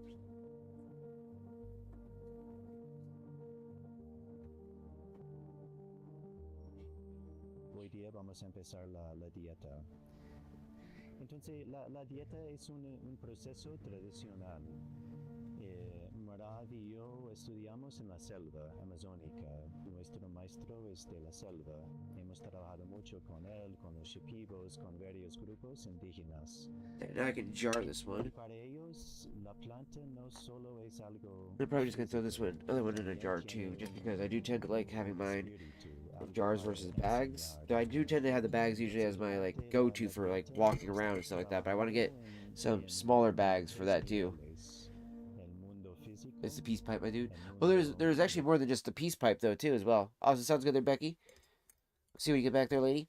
But there's definitely more than just the peace pipe. The peace pipe is one ceremony that they would use. As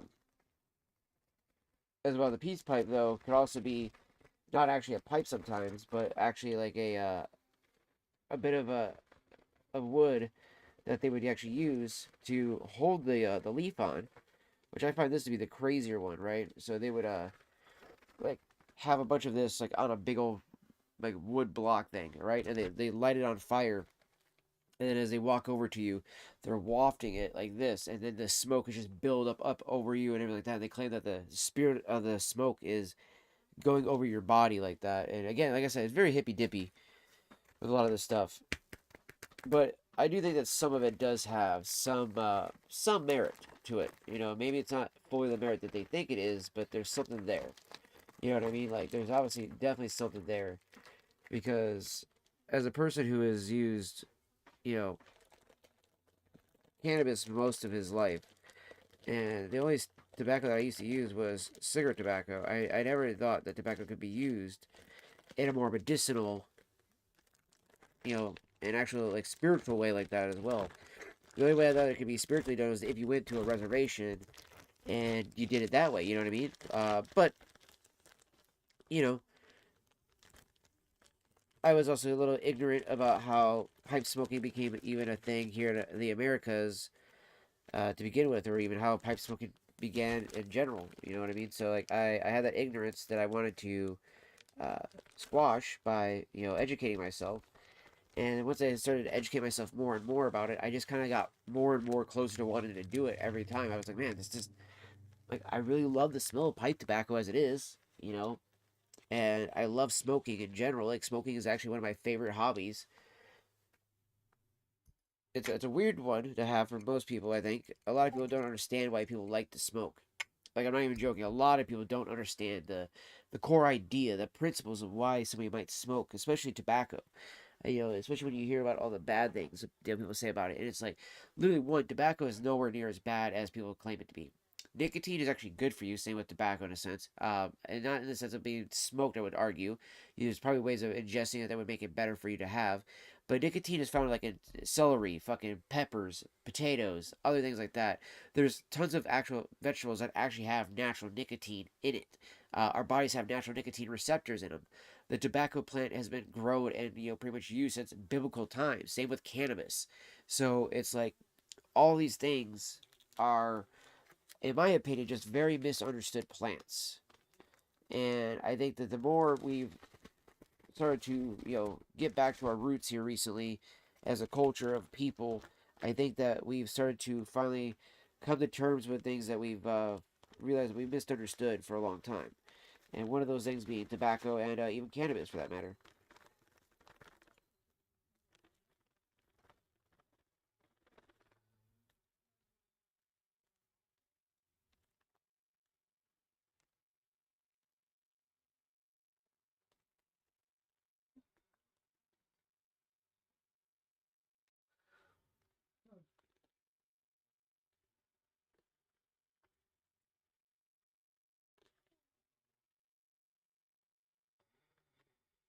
Like I'm not gonna lie, I obviously hate cigarette smoke because of the way it smells. Uh, One of the things that I've even worked with my mother on and stuff like that is I got her smoking rollies now. And she's using a much more premium quality tobacco for her cigarettes. And not only does the smell absolutely so much better in the house when it comes to the cigarette smoke, right?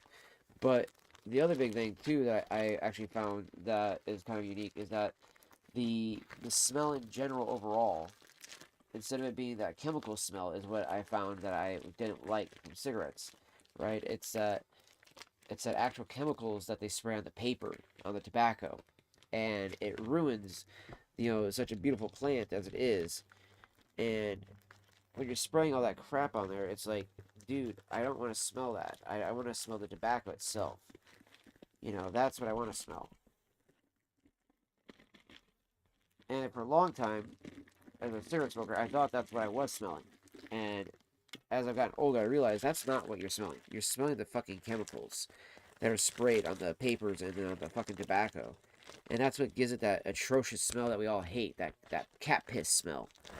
Because whenever I'm smoking, especially if I smoke my pipe slowly and I'm just sipping on it, and I'm just, enjoying the smoke and enjoying the flavor that's coming from the tobacco and the aromatics and da-da-da-da, like whatever it is, I'm telling you right now, it's 1,000% way better smelling and tasting than cigarettes ever were. But the Madre's Rollies, I've even smoked a couple of her Rollies. Now again, didn't even inhale it. I just puffed on it, and it still was very pleasant to puff on.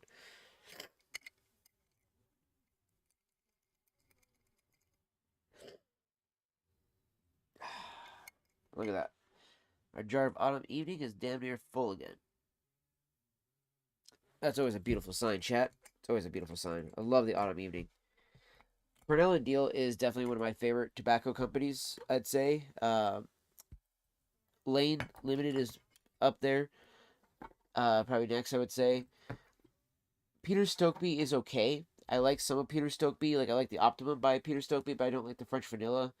There's a couple other ones I'm not a big fan of by Peter Stokeby, but I'd like to try other ones.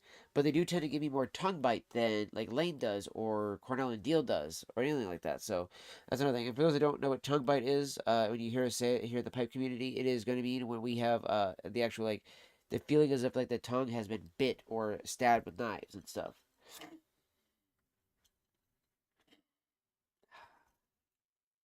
And I plan to get about 5 ounces of this at some point. So that'll probably fill up this jar fairly nicely. So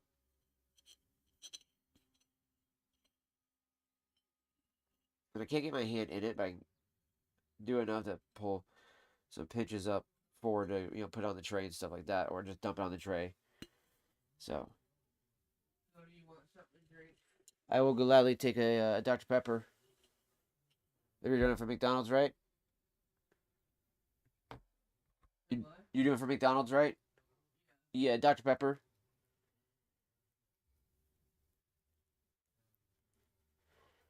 Sister Blake, yeah, still sleeping. Yeah, she's still sleeping. I tried to wake her up when her alarm went off, but she. Fine,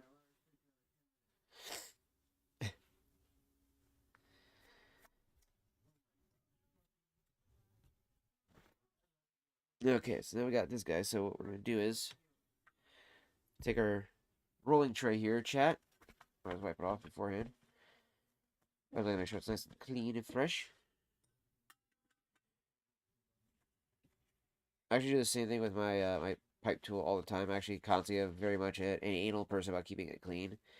Because I'm like, if I'm gonna be smoking, I don't want all this like excess shit from other bowls and other stuff like that to taint a fresh bowl or anything like that. So it's a very much a neurotic thing there, chat. I'm not gonna lie.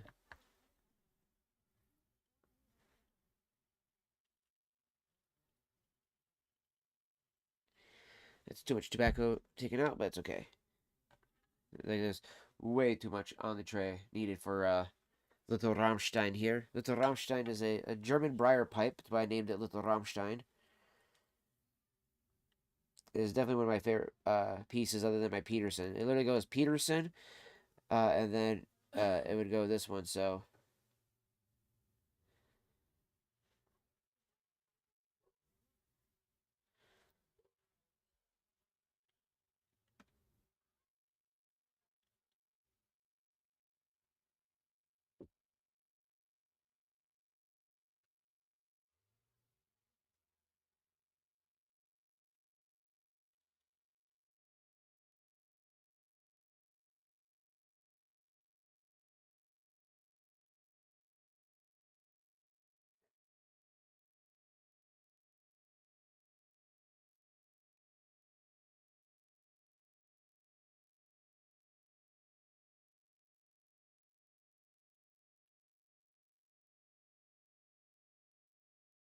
Load up a bowl here of the Sanctuary chat. Again, Sanctuary is the house blend from the Refuge over in Moscow, Idaho. The amazing cigar lounge I go to all the time. I go there so much that not only do they know me just by name, but legitimately, whenever I stop by, they'll ask me like pipe tobacco. Like it's so bad. They know me so well. That's like they know that 90% of the time when I come in there, I'm looking for some pipe tobacco. Not to say that I don't buy cigars from there ever, but usually when I buy cigars from there, I buy them in bulk, and that way I'll have enough to last me for like a week or two, and then I'll just periodically smoke off the cigars here and there, and then the pipe tobacco though I smoke religiously all day. Like, and I do mean like fairly religiously.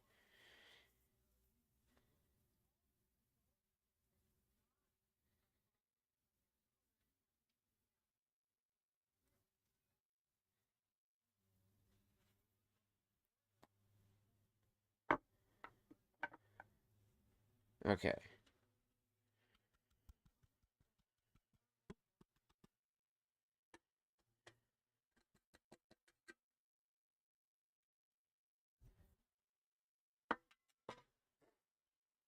There, still got a good chunk of our ounce left.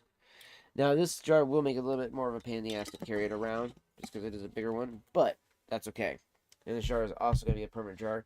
Just like this is a permanent jar for Haunted Bookshop, that's why I have it marked with a Sharpie. This is going to be a permanent jar for Sanctuary. Yep, there's your FedEx package. No, it's UPS. So they lied to you. It's coming by UPS. I don't even know. Yeah, it's not on the board anymore. I got it.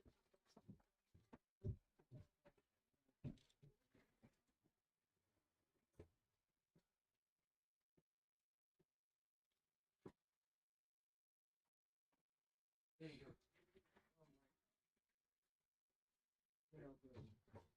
Really? For that? That is a big ass envelope for nail glue. It came in an envelope like yay big, chat. Just for nail glue, apparently. Alright, now we got our pipe loaded of some Sanctuary. A little Rammstein. So, Bougie nail glue. I will be monitoring this one. Yes. Ching, son of a. okay. Now we got the charring light done. Now we can go ahead and get the actual light going. And also get the video going too at the same time here. Emociones y el mundo de espíritu.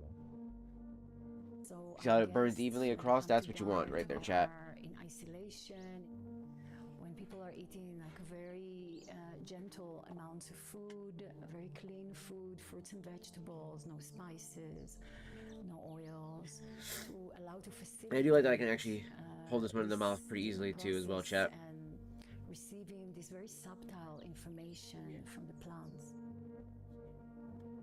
I'm here to do the tobacco theater with Jason and Morel, to deepen my prayer and connect more with the medicine and see what it has to show me.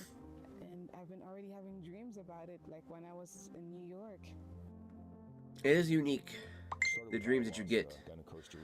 Well, being by using tobacco as well too. After the first or second ceremony, strongly recommended. Oh, the bun. Yeah, she's not feeling too good today. She got sick on the chair. They have this view, but I cleaned it up already. Of the world where everything around us is alive. Yeah, that's what I was saying. She looks like she's still not feeling well though.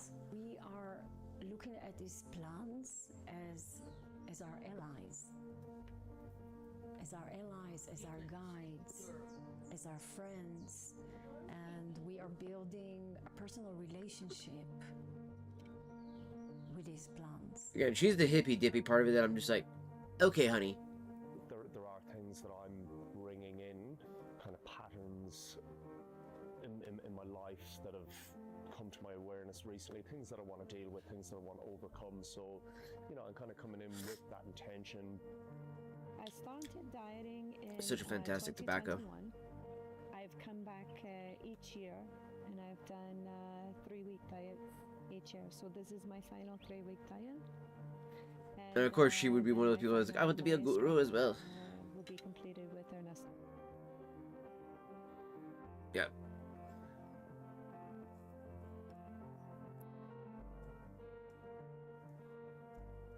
I know I would be lying if I'm not a little bit scared, but I think that it's this is a good called a good fear.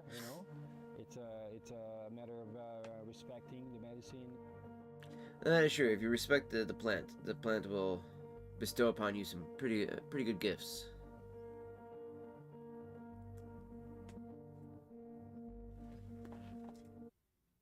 The reason I wanted to stop it here on this video. I was gonna play a different video here afterwards, but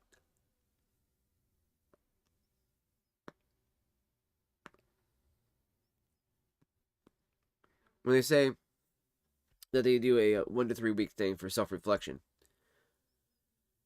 this is one of the reasons why I would recommend somebody smoking a pipe.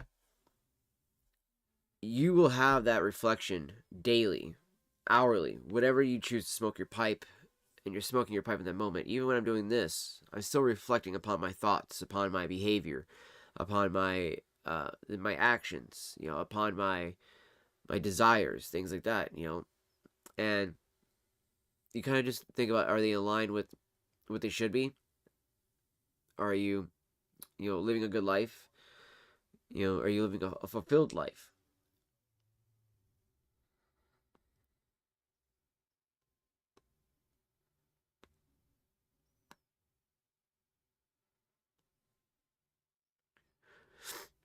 And it's not about even a religious part of it, right? Like, are you living a right life, in God's terms, right? But are you just living a good life in a sense, like, are you doing what you need to do in life? Are you feeling like you're fulfilled? Are you feeling happy with what you're doing?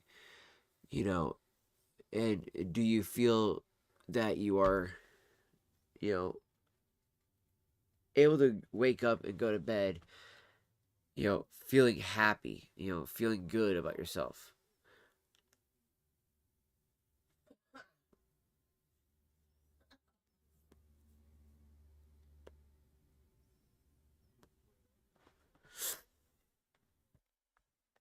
The one I do want to do would be uh we'll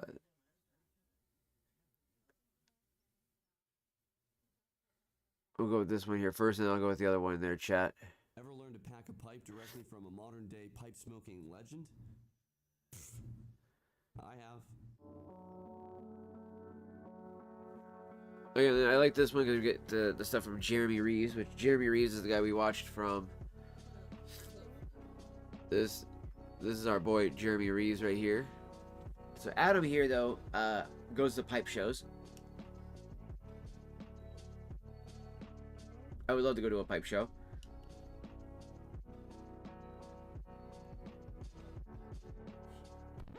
But first, real quick, I want to take a minute to highlight something very special to me.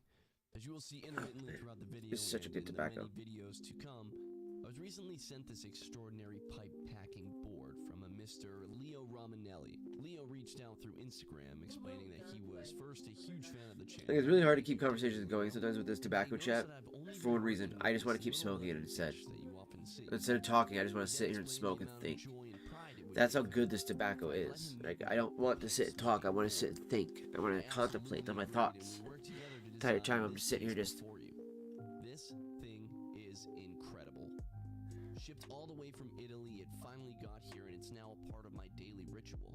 Before my morning commute to work around 04:30, I pack all my pipes using this board. It's a phenomenal surface for A lot of people like that shepherd's pie. I do want to try it. It's an English blend though, like that's from hell apparently. Like, it's a very strong English blend. No, I love how he throws his tobacco in there, just like packs it, throws it in there more, packs it, lightly packs it again, and it just keeps going until it's got it completely full. Small cutout is paramount for putting back every last scrap of leaf that failed to make it into the chamber. Within this set, you'll also find an awesome leather pipe holder, a wooden tamper, and a wooden scraper, great for the post-smoke ream. I am in love with this. That would also be great for if you have a Meerschaum pipe to clean out your Meerschaum. So deeply, a kind and honest man who added that he's not a woodworker by trade. Meerschaum pipes are something I do want to get my hands on. I want to get like an $80 Meerschaum pipe just so that way I can not only have a true tobacco color changing pipe versus the the cannabis one I use, the glass one, but like this guy here, the Sherlock's, right? But the Meerschaum pipe is made out of a stone that is ideally it smokes cool all the time. It also has this ability to change colors, but also it is made to also smoke dry, cool, and sweet, just like the Peterson pipe. And the Peterson pipe I love, absolutely love this, but you do have to maintain and keep care of it constantly, and if you don't, then it's going to start affecting the smoke. Well met, friends, my name is Adam, and this is Get Piped, where we, well, love to pipe. And today's piping is all about the unbearably heavy information, unless you're me, contained, confined, held within this melon head. And if you're coming from the Get Pipe podcast, welcome, welcome, welcome. I know you've been waiting for this information for quite some time. Yeah, I will. I will. Thanks for bearing with me. If you're from YouTube and YouTube only, then I highly encourage you to start tuning into my weekly pipe smoking audio show, the Get Pipe podcast. It's on all It's funny too, because like we have episodes airing every single Thursday. A few weeks ago on the show, I discussed my Chicago pipe show journey. The other day, I was we were doing some Bible stuff like that at the house, and you're reading the Bible, so they're doing like, kind of like, I call it home church. If we end up missing church, I'll do like sacrament and everything like that here at the house.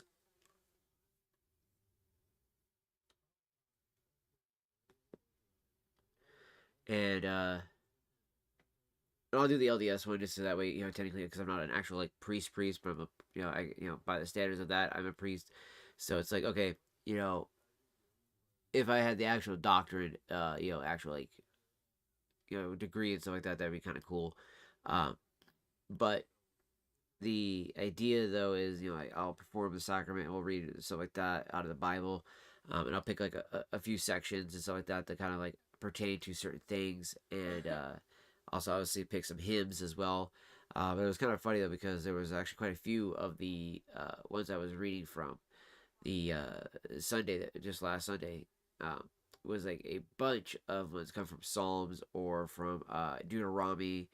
Oh my gosh, my nose fucking draining is making it so hard to speak.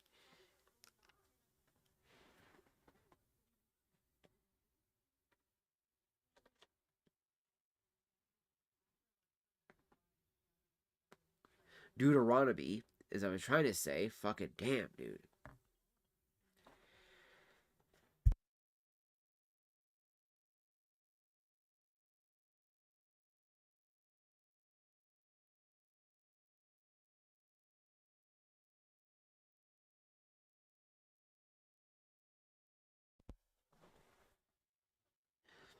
It's another reason why I love watching Nux, because he'll reference, literally like references from the Bible like that, and he's got them dialed into his head like it's no one's business, which is so impressive.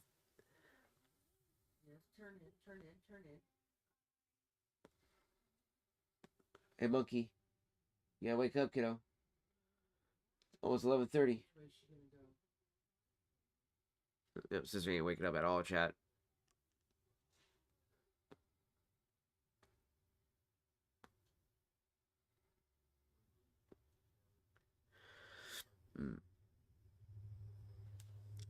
And I do like the one thought that was in that video, that first one I showed there, where they say that God gave us tobacco so we may dream the way that He be able to dream, to see the way He created the universe. And I think that that is true for both cannabis and for tobacco, that they can both provide that sense of insight and clarity as well into the mind. I think that it needs to be done in a proper way and respectful way. I don't think it's meant to be done in a sense to she's not. You gotta stop watching the tracker, dude. Be right back, chat.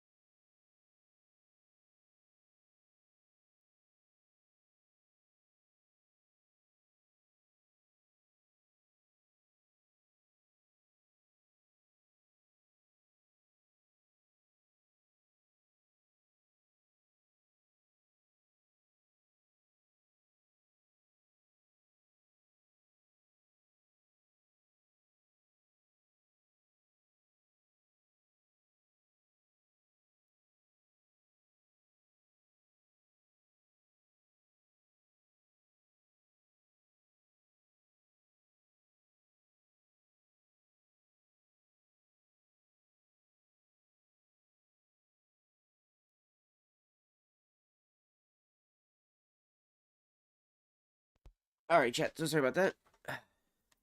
How's the MacBook? The MacBook's actually been good. You know, I need to actually do a little gaming on it again too soon. I haven't really done much gaming with all the new updates they've been doing for like Cyberpunk and everything else like that. So I've been meaning to actually check out how it all be. Ooh. Apparently, I got the free McCrispy that came today, so I will gladly take that because I'm actually hungry. I may or may not use the mail packet. We'll see what happens. I wish there would have been some, whatchamacallit on there, pickles, though. Pickles on a chicken sandwich is king. Just saying, chat. I do like they put these in a foil bag.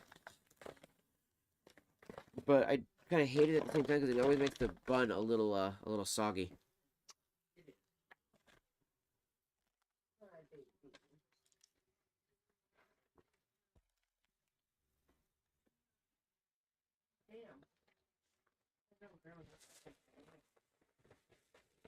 No, there's actually a lot more, too. But it's a lot more nuanced. So, and I've only noticed it from starting a new character. But a lot of the stuff that they added for the, what we call it, Virtuous did. So, Virtuous actually hired the voice actors back in. I shouldn't say hired, but brought them back in, I should say. Along with a bunch of other talent to rework certain quests, dialogue, and a bunch of other things too, so that they could add more DLC to the game that's going to be coming out here soon as well. At least that's what I've heard some rumors of. I heard some rumors that we're getting another DLC drop, either potentially at the end of this year or the end of next year, or middle of next year.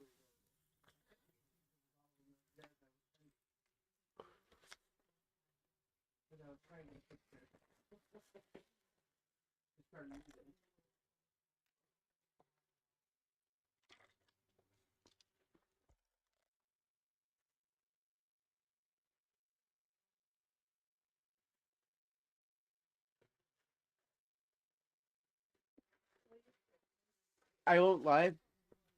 That was a actual challenge of a battle, going the ninja route, in comparison to the other route. What's it here? Yeah, she got sick of the chair. Looks like she didn't feel very good. But it was just the food, so she didn't even digest her food very well. So she's having a hard time with that today. So she probably wants some mama love today.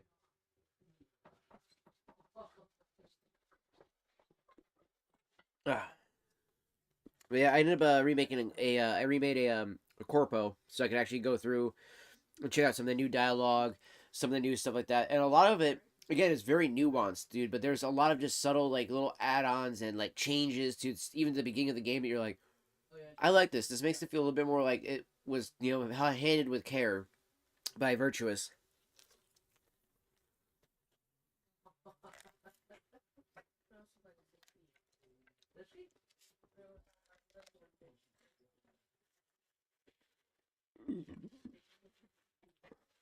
That is too cute.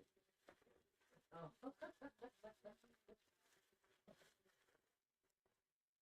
Oh my goodness, this is very good.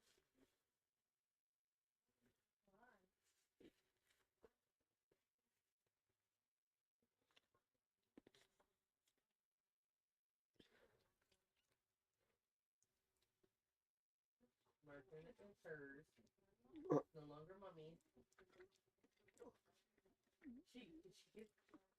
My bun is bigger than the chicken patty. Oh my gosh, Fluffy's drinking tea.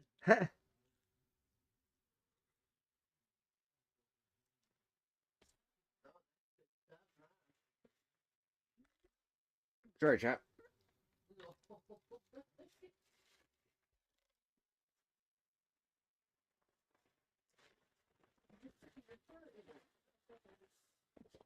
I like that ending the most. And only here's why. I'll tell you this why, C4. It implies, unlike the Nomad ending, right? With the Nomad ending, it's like, oh, they're going off into the desert, so they'll die out with their friends and family, and it'll be a semi-happy ending. And everybody always says that the end of that one is the worst. Here's why I think it's the best in comparison to even like the Phantom Liberty ending. Favorite Phantom Liberty ending. V walks into the crowd and you go, well, fuck, that's it. Like you don't. There's nothing else gonna happen to V. Like he's just a nobody now, or she, whatever you play as, right? So they're just a nobody now.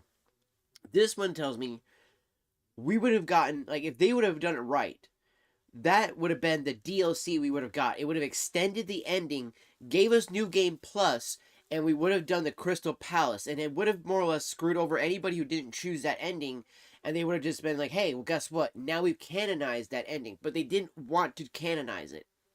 That's the problem. This is the only issue I have with CDPR is that they wanted it to be like a true tabletop where that the ending can just always be ambiguous. It's meant to be open-ended because in a tabletop you're not going to have necessarily the ending you want. You know, you're not going to get the ending that you want to have for every character, right? You know, not every end is going to have its little bow tightly wrapped up on it and everything like that. And I get that, right? But my disagreement with that though is that you could still have given us a better wrap up on the bow had we got Crystal Palace. That DLC would have been banger, bro. Imagine this. You're V, you're floating in from space. And this is how they set up. This was literally the fucking from the actual storyboarder who did all the writing for this. Which is kind of sad too, because this is also why we see the casino thing in the grounds where we were supposed to like be able to go check out the casino at some point in the game. That was actually a mock of the casino that's in the Crystal Palace, apparently, because the way they wrote it was this: V exits the spaceship, puts on the spacesuit, locks up, cocks a gun, and gets ready to perform a heist like no other heist. As soon as they hit, the lights go black in the Crystal Palace, alarms go up. V busts through a window, starts opening fire on the guards, and makes his way, through the first few levels of it, just shooting and gunning and everything like that. And then you go through a couple areas where it was supposed to have some like boss areas, excuse me, some kind of like mini hack areas, hack and boss fights, stuff like that. Kind of like the whole like Family Liberty where we were doing the little hack while the boss is running after us and we can't kill it. This one we could kill the boss while doing the hacking. And then they also described that it would all culminate into finding out that like Mr. Blue Eyes kind of sent us there to die, but because we end up achieving the goal, he does inadvertently give V the cure. But again, that meant that they would have had to canonize that actual ending, and they didn't want to do that. And I was like, dude, that would have been so badass. That would have been such a badass ending. Just like, V showing that, like, look, I might not just be the fucking owner of the afterlife, but I am truly the mercenary of all fucking mercenaries. Like, Morgan Blackhand ain't got shit on me. Fucking Adam Smasher ain't got shit on me. Waylon Boa Boa ain't got shit on me. No fucking person's got shit on him, other than maybe the head fucking dude of Netwatch. Which is, what is it? Oh, it's something Curtis, I want to say. And he was known to be like the like really like badass of a Netwatch hacker, but he was also just brutal as well of a mercenary. No, I was rolling it. Oh my god, and then it like went to a point. Like this one.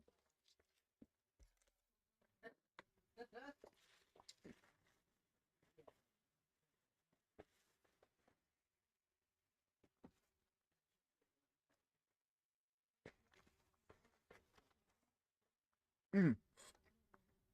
No, not Mosley. Here, what is his name?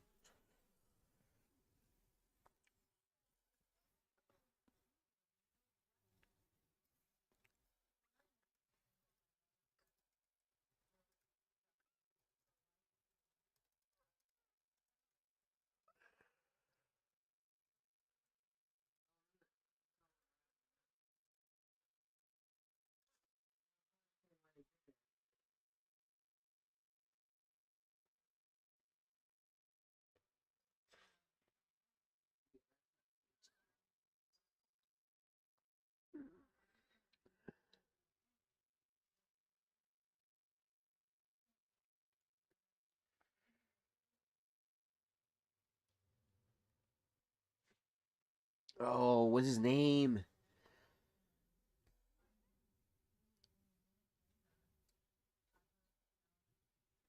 Oh, names of.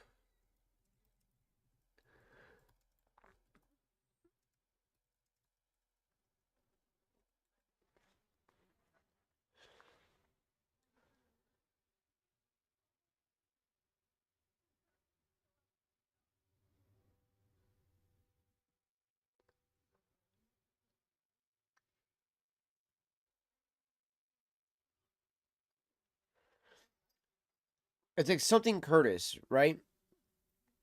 It was like either like Magnificent Curtis or something like that, or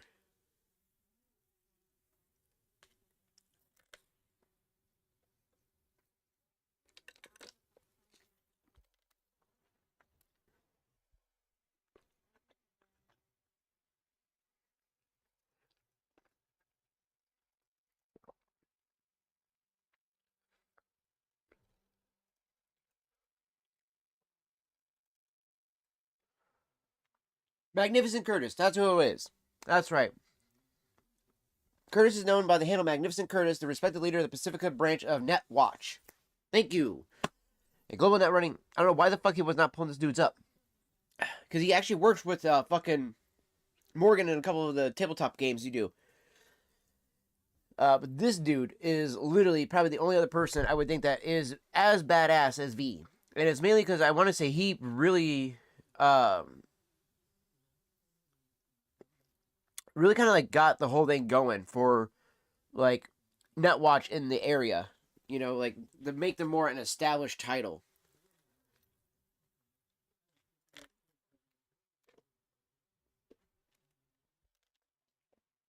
We are back.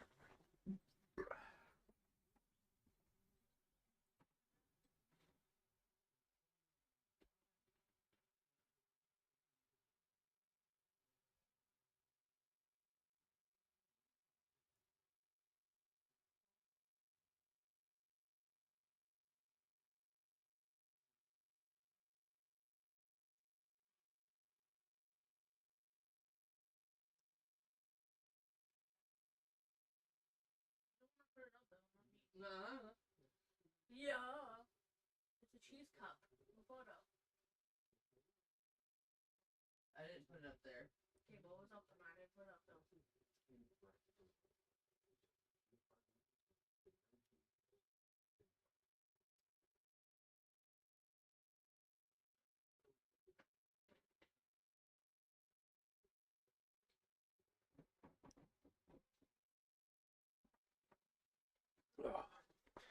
Okay, had to take a leak real quick. But yeah, this guy though, he's actually a pretty badass dude. From Australian net runners, due to his pursuit and perfection in policing the net and his effective, fair but firm approach, his brand net watch is unusually respected, which is rare for their organization in the cyberpunk universe. Yeah, exactly.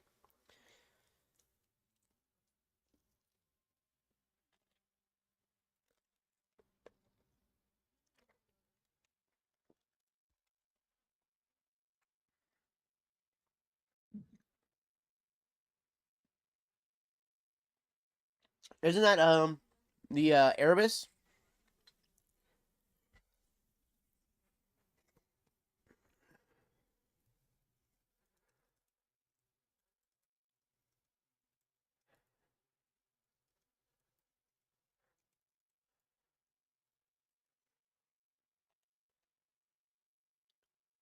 Yeah, that's right, Erebus. Oh, or the Militic Canto and Mach 6. That's right. I forget about that.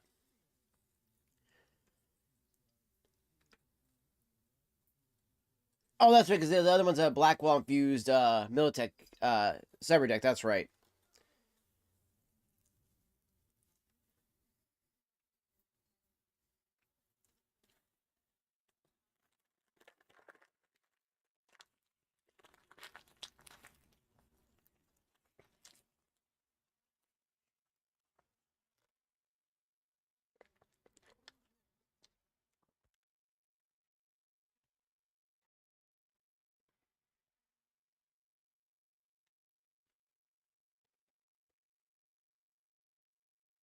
So what I like about the description of the Erebus right there is that it means that the soul is quantifiable in data.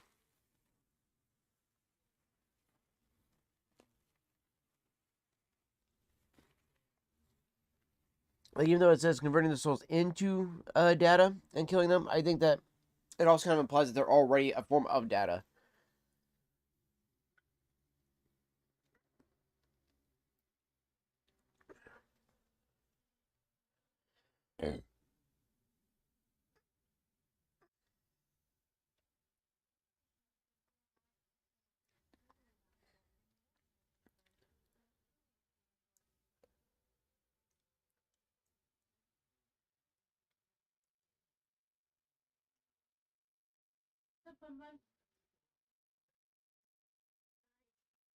Yeah, and I do like the whole not watch hunting you type deal.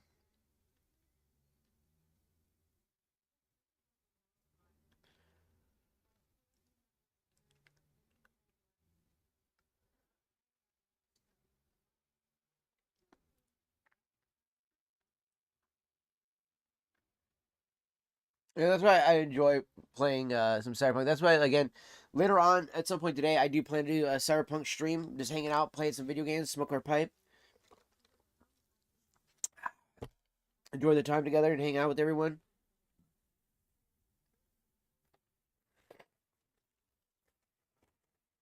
Here in a little while, I'll probably walk down to the store, or I'll wait till maybe the lady gets off work so I can actually go grab stuff. Because I'm gonna need a car to put some stuff into. I have my spare TV and have a few other things over there. And it's so fucking crazy, dude.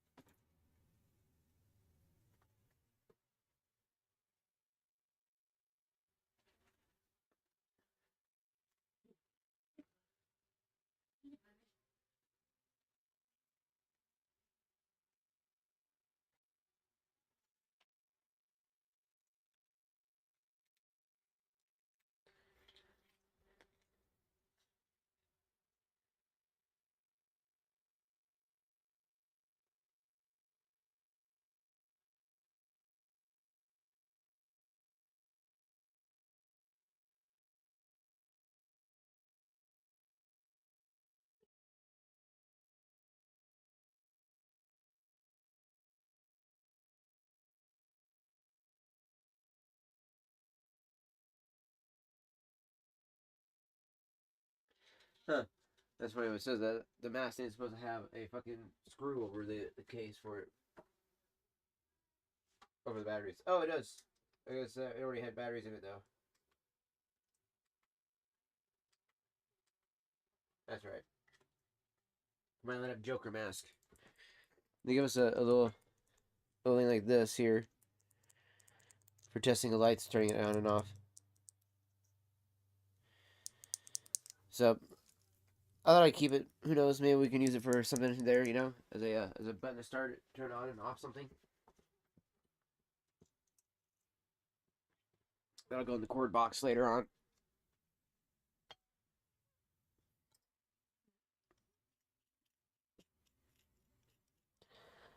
Ash out the pipe real quick.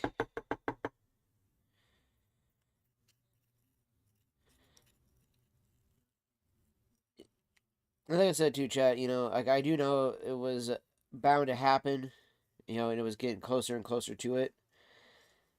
It doesn't make it easier, you know, like I honestly thought it would, but no, it didn't. And honestly, it just makes me kind of more upset about it all. Because honestly, I think if things would have went the way that I wanted it to, then we would have kept the store going, you know? Like things would have still been fine. We would have just kept going. But nope. But nope.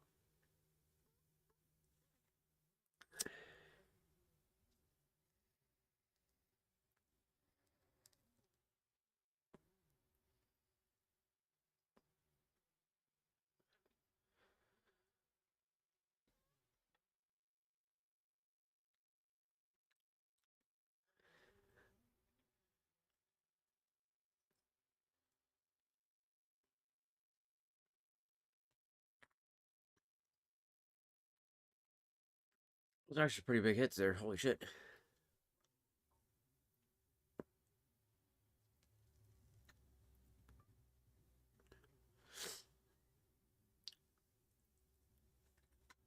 Tastes good.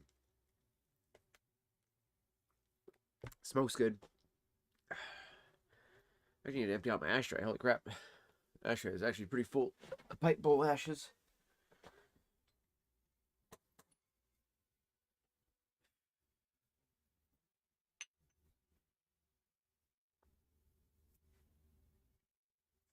Hello, Bumba.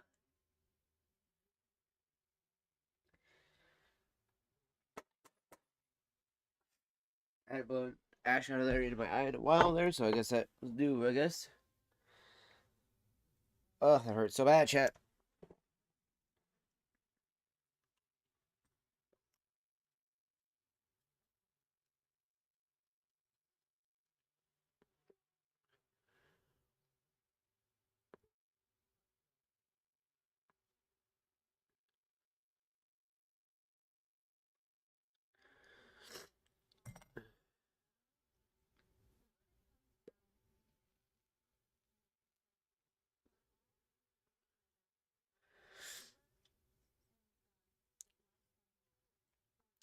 The taste of the Sanctuary is really good. I love the Red Virginia that they use.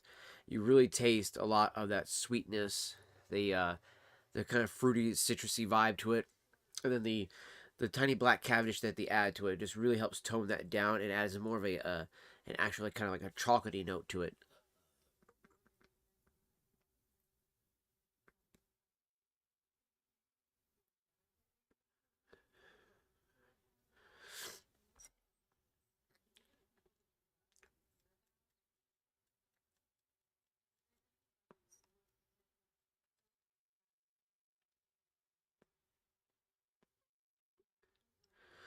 I don't know why I'm getting encoding overload all of a sudden when I'm not doing anything at all, chat. Like, we're not even watching the video and I'm getting encoding overload. It's like, what the fuck, dude? For a two-part series, and in one of the episodes I explained how Cornell and Deal's head blender, Jeremy Reeves, gave me a masterclass lesson on pipe packing and pipe smoking. The background behind this story is that I had asked him for his recommendations on some burley blends, one of my favorite tobaccos. I explained how I frequent the burley, but I'm always looking to expand my palate and understand more blends. I say this because I struggled with 8-state burley. You can read my full thoughts on the blend now, which is exclusively from my article published with the Briar Report online pipe magazine. But the bottom line is that I felt this blend had little to no flavor. I was puzzled. I didn't know if it was me or the blend. I just didn't love it. I couldn't really find much flavor. To be honest, I was feeling like a rookie pipe smoker again, despite all the burleys I do enjoy. Well, master blender Jeremy Reeves recommended several burleys to try, and I picked them all up on Saturday of the show. But it was that second day, Sunday, when Jeremy walks up to me and asks me about the blends. I tried Savinelli's Jupiter that night prior, as per his recommendation, but I told him I really needed a clearer space. You know, not a smoking tent filled with 200 plus smoking men and women to try and pull and understand some of those flavors. It's just not really practical. So he told me to reach out, which I let him know that I of course would, certainly. I also added that I may ping him for a tip or two when I do. Which, again, to have that ability to have somebody like, you know, that's actually that high up in the industry to offer you a tip like that, Chad, I mean, you take that. You take that moment like that. Who is actively meandering the Chicago Pipe Show, his time off, his time to enjoy the show, stopped to ask me about my packing method. Explain to me in the best way possible your processes for packing and smoking your tobacco pipe. That's what he said to me. I proceeded to explain the method that you can find here in one of my older videos, somewhere up here. And then Jeremy Reeves went on to tell me how it was not only wrong, but very wrong. No, but he did offer a different, better way of doing things. We know there are many roads that lead to success, and pipe smoking and chamber packing is no exception.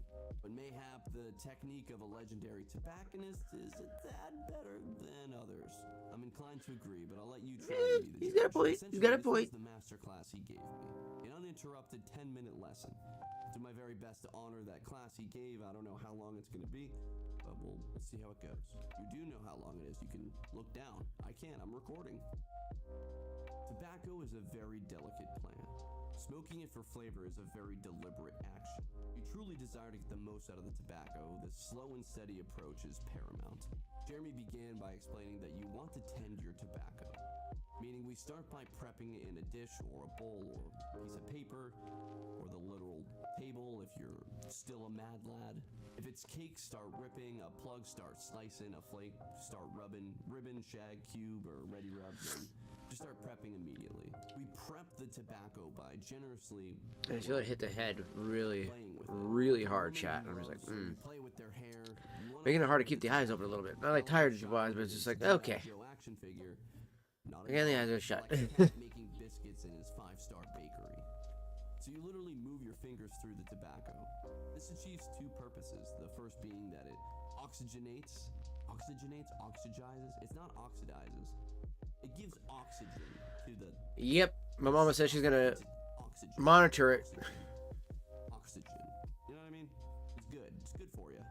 Giving the tobacco time to breathe and unlocking some of those deep, deep buried flavor notes. And also to begin the separation process. Those are the two. The life of a tobacco blend is bleak. It grows in a field, it's cut, dried the heck out of, probably hung somewhere, maybe over a fire, and thrown in casks, pushed together. Yeah, and then it's shredded and blended in a dark tin, sealed away until your discerning pipe smoker cracks that tin. It's all bunched up, crammed, and it doesn't know how to be put into a bowl properly.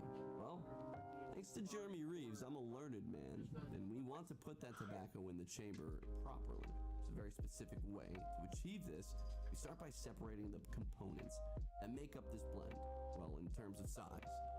Like a reverse fire, we want to start by using some kindling. We get the kindling, smaller but not the smallest fragments of tobacco, by sifting our hands through that tobacco, separating the big chunks, stems, blocky, chunky pieces, and we put that to the side. That's gonna be our wood. We don't need that right now, and we continue to sift and play with the tobacco. We start to get very, very small shreds and remnants of tobacco to fall, leaving us with the kindling in our hands. We then separate those pieces. We want to collect all of those average sized pieces in a pile. This can go on over the course of 2, 3, 4, 5, 6 minutes. But at some point we've separated the big pieces, our logs, we've separated the kindling, our typical ribbon-sized strands, and by default we're left with the tinder, the smallest, shreddiest, miniest pieces and remnants of tobacco. This whole process might start with just running our fingers through the tobacco as we read a book, or scroll on our phones, or watch Get Piped on YouTube.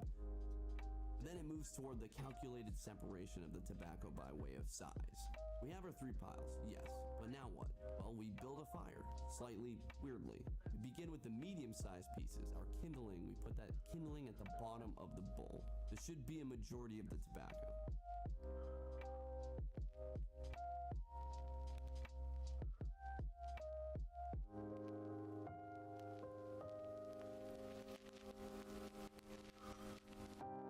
Push down with our finger, at least as best as possible. I know there's some really narrow tankards out there, but just bear with me. We achieve this by filling, then folding the outside shreds in, pushing from the sides. What? We continue this process, and once the bowl is filled, generally halfway to 3/4, Did you call me? chunky tobacco pieces, the logs, if you may. Same method. Oh no, I wasn't dozing.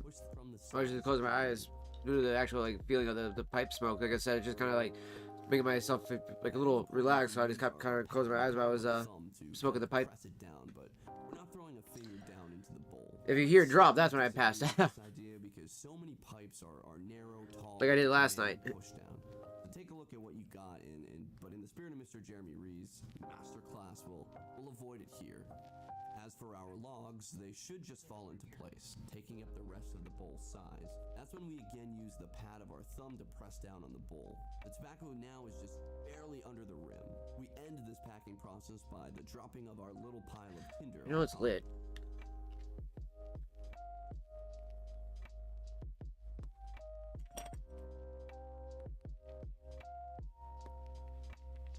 And that is the proper pack. Now when you draw, There we go. you didn't press hard, you get just the right resistance needed to enjoy your pipe without any of the fragments being sucked down through the stem and into your throat and mouth. The worst. I do like to just kind of like, again, sit and kind of just relax. And like, As for the lighting, it should be straightforward, right? Well, Again, it's kind of like, no.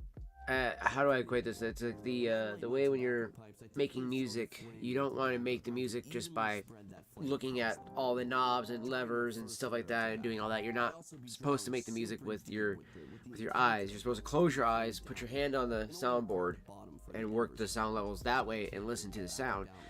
And in a similar fashion, I do that with the smoking. In a sense, like I'm smoking and I just want to be able to just focus on my taste, and that's it. Just focusing on all with the kind of the notes and my tasting out of it, you know. Versus like, again, there's that point of like, almost like when you're buying cigars, right? When you're looking at something like this, you know, there's that almost that idea that you're bringing in your head. Like in my mind, when I look at this, I'm expecting, because of how much it looks like Lane 1Q, that this is gonna taste like honey, vanilla, maybe chocolate or caramel, and all that stuff like that. Now, I mean, I'm lucky that it does have a caramel or a chocolate note to it in the background from the Black Cavendish, mixed with the Red Virginias. But ideally, what I'm trying to do there is really, you know, get all the subtle notes. So it's like the Autumn Evening, right? The Autumn Evening here has not just maple in it, but it's got maple, vanilla, citrus, scotch. And scotch itself has 4 notes in it: butterscotch, toffee, caramel, and then I think coffee is one of the other ones it has. So then it's like all of those, you're just sitting there trying to find, like, can you actually taste those? Is there any way that you can detect that? Maybe it's that taste, maybe it's that taste. You know what I mean? Like, you're kind of doing that. That's ultimately what I'm doing when I'm doing that. It might seem bougie, but at least I'm not doing the whole thing. That I find that to be kind of a little bit cringe. I really do believe I was tasting something slightly deeper. Perhaps a placebo on the mind, but I do enjoy this deliberate process. This is a rather time-consuming process, but it forces us to slow down and think. Concentration is all too often taken from us. But with this Jeremy Reeves method, it's critical.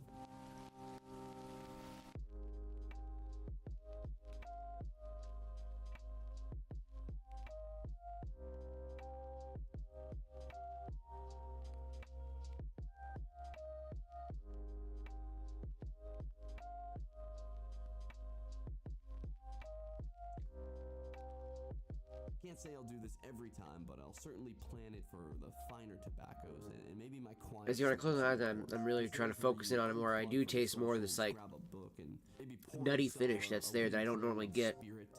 That's, you know, like when I'm having my eyes open, I'm just smoking away. All I taste really is more of this creamy kind of like chocolate vibe to it.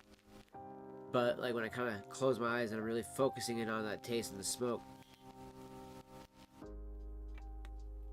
Thank you guys once more for watching. I really do appreciate your time. Consider the subscribe option and leaving any feedback. You can hear much more about the fantasy side of pipe smoking on my pipe smoking podcast. Still creamy. The Get Pipe Podcast, which is available on all But platforms. maybe it's not actually a nutty finish. Maybe it's more of a caramel finish I'm actually tasting in the background. Being a pirate on the Black Sea under a black It has that sweet kind of taste to it, with a light earthy note to it. But at the same time, that earthy note is kind of reminds me of cocoa. You know, that's why I think it's got more of that chocolate note to it. No, not cocoa.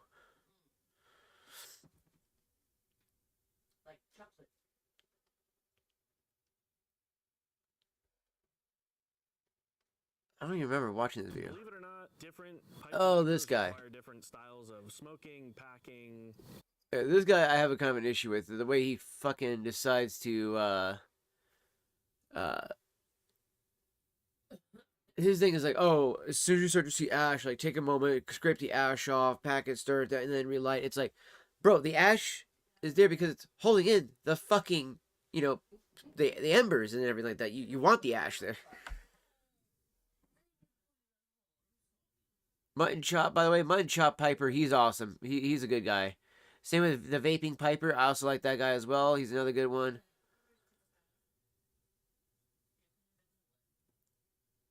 Dr. Alan Harrelson, as you guys know, I watch his stuff as well. Some stuff I agree with him, some stuff I don't agree with him, but it's more so on his politics. I don't agree with certain things. Let's see here.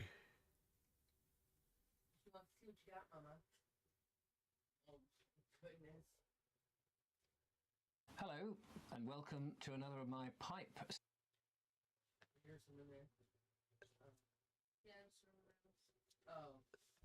These ones here are Richard Vogue and his girlfriend Julia.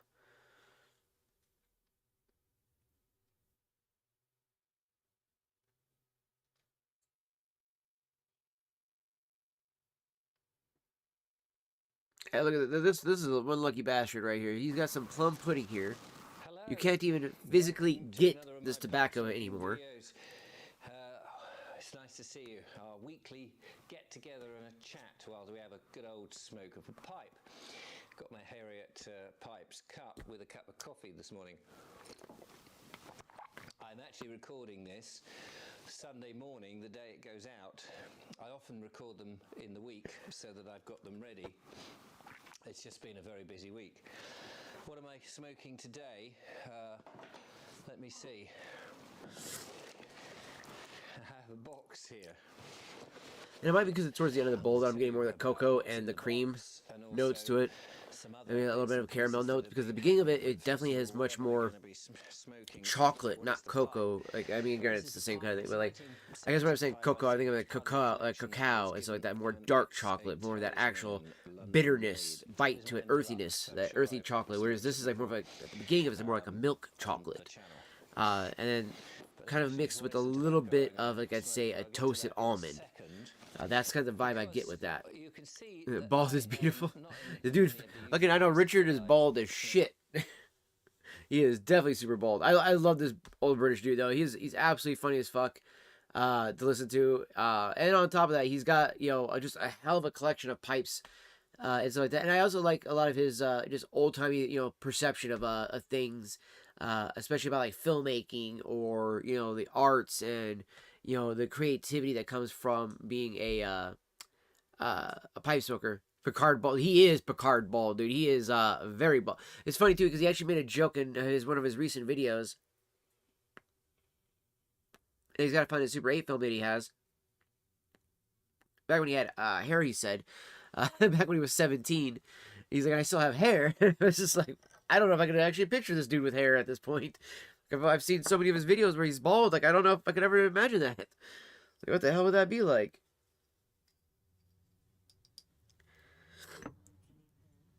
But I love that he's got his girlfriend into pipe smoking as well. She is a traditional cigarette smoker. And originally, you know, he was like, oh, like, honey, like, if you and I are going to be together, or this relationship's going to go anywhere, you're going to have to quit smoking, and blah, blah, blah, blah, blah. And then all of a sudden, one day, he decides to pick up a pipe. And then he was like, well, I guess I can't tell her to quit, because like, that would make me a hypocrite. And I was like, you know, that's a fair point. And I kind of looked at that the same way as how I always would fight with my mom about her quitting smoking. I was like, you know, like, all right, look, if I'm going to smoke a pipe and cigars, then the only thing I ask for you is just use more premium tobacco instead of doing fucking bullshit like Marlboros or Camels and all this other shit like that. Like, roll your own and have an actual, like, quality cigarette at that point then. You know, one that's not sprayed with a bunch of bullshit. And even she said she's liked them a bit more too. And the other thing too is I think, you know, she's also had that kind of enjoyment of being able to try different kinds of tobaccos as well too. You know, because not all tobaccos are created equal. Let's just be honest about that. Not all of them are created equal. Some are better than others, and some are just trash.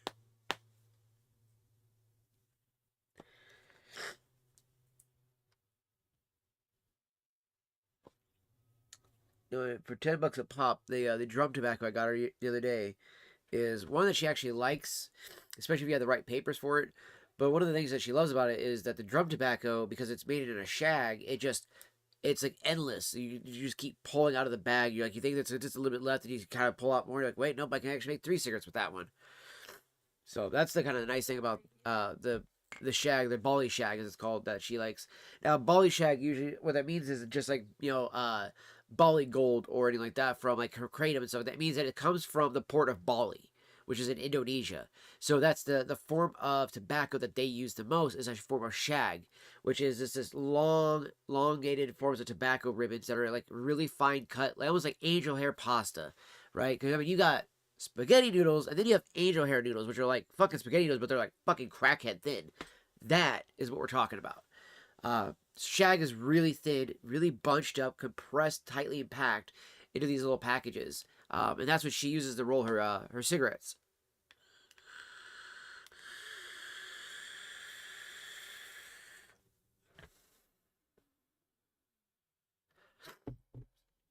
It's crazy how much I can black out the sun with the cloud of vape like that. That's how thick it is. Giggity.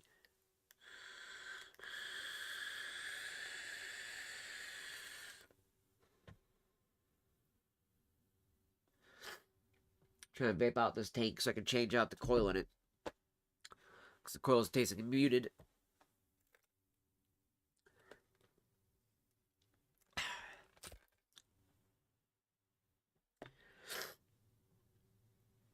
Oh, just finished another bowl of C. Oh, that's what I was doing. I was grabbing the fucking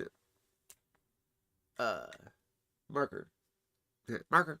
I don't know why I was doing that. I said that. Need the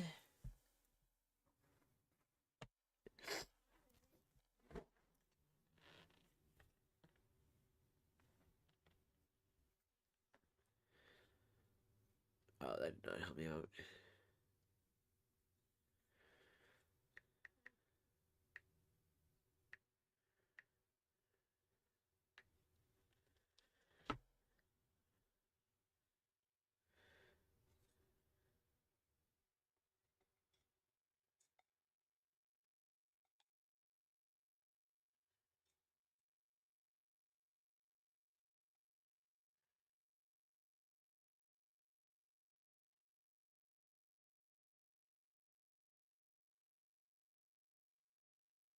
How it goes. Yeah, this one. This one is the same thing as this one, except it's opposite. Yeah. So the little thumbs at the bottom will on top of this. Oh. All right. Let's get it on here by Cody at the refuge. So that way, I just got the blender's name on this. So if I get any house blends, and I can actually like talk to the lounge members that make the blends themselves and stuff like that, I'll ask them like, hey, who made the blends and stuff like that, so I can put your name on the jars. So this way, when I give a shout out to those people, I can be like, oh, by the way, this blend, it was made by this person. So a big shout out to their blend making skills and stuff like that. So that is a big thing too. I want to be able to do is kind of shout these people out for the type of quality product they're making here.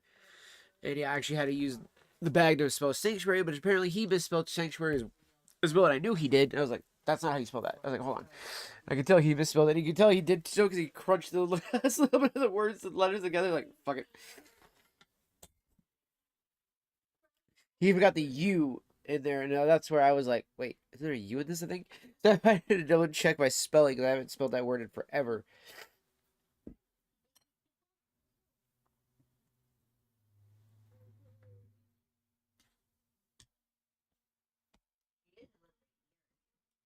Oh.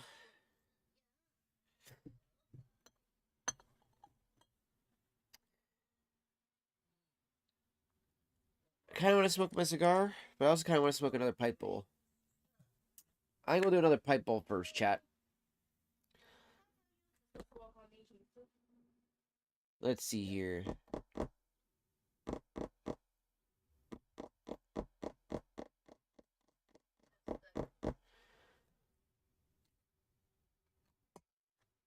I think we shall go with some Lane 1Q. This is a classic bulk tobacco right here, chat. This is a tobacco that almost everybody has smoked if they're a pipe smoker at one point or another. Lane 1Q. Mainly if you're an aromatic person, I should say. If you're not an aromatic person, you probably have never smoked this thing because there are some people who hate aromatics and they only smoke English blends, and there's people that absolutely swear by aromatics. I am one of those people. I don't know. I gotta get used to that one over, the kiss one. Yeah, I mean, that's the one we used for years, but. What? I didn't look up. Yeah, I didn't look up. That's gonna be like the go-to one.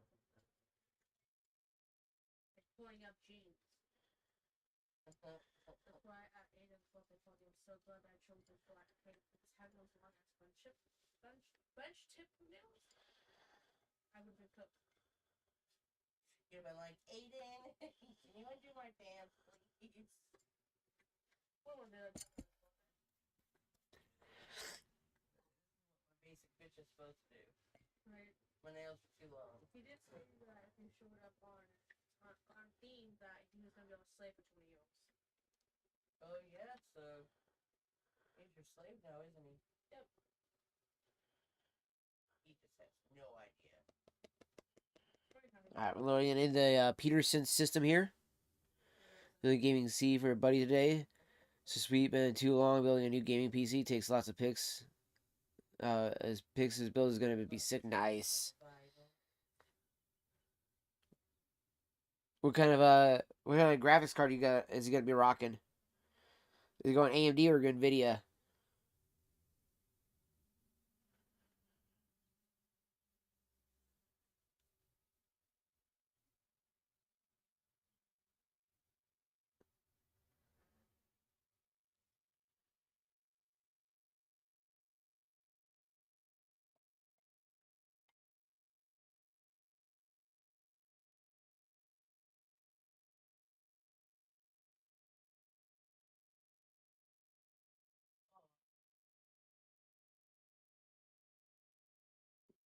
Did I take it off? Oh, looks like it. I didn't even know.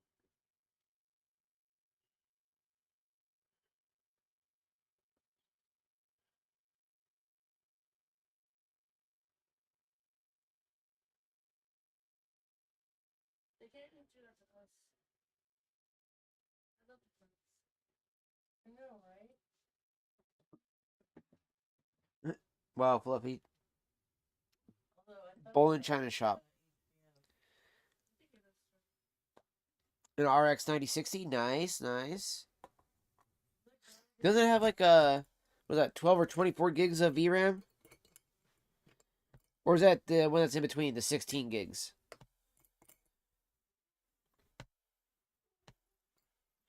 Okay.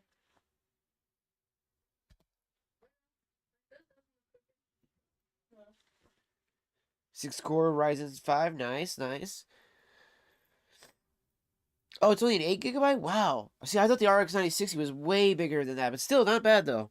I mean, honestly, the way AMD utilizes the 8 gigs versus Nvidia is a lot better in my opinion, honestly. I think honestly AMD is better for resource management. But that's just a personal opinion though.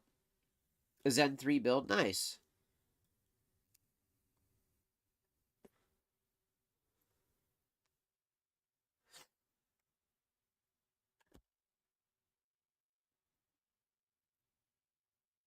That guy is technically dead.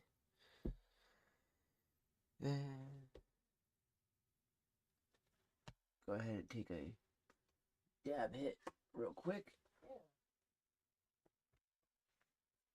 Yeah, release again. That's the other thing too, chat. With pipe smoking, look how little I had to actually use of the cannabis. Just now, feel like I want to smoke a bit. Almost abandoned game he plays as Valorant. Oh, okay, that makes sense. That makes sense. I mean, still, Valorant does still hog up a good bit of resources, but I feel like it's more CPU bound than anything. That and more RAM intensive too. It is definitely a RAM intensive game, which is really weird. Does he do any streaming or anything like that, or does he just do gaming then?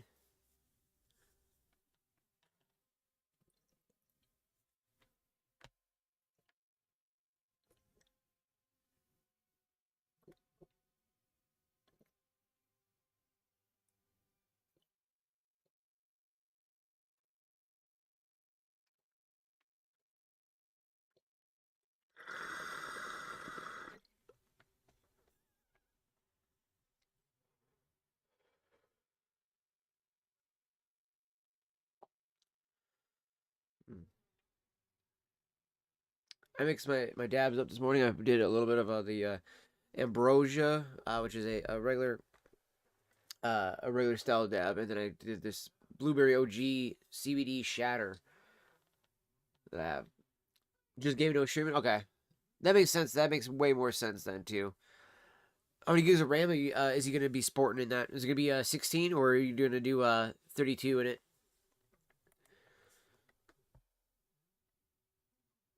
What is up with my internet being all over the place right now?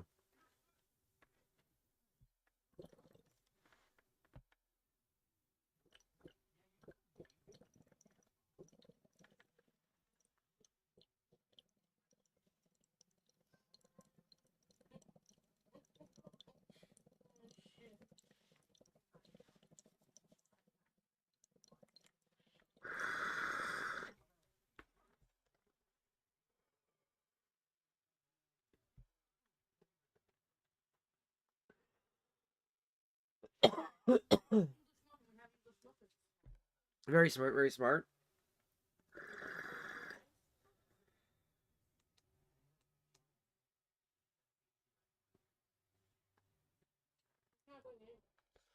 Allegedly done the 16 gig route versus like some people doing that whole 8 gig still.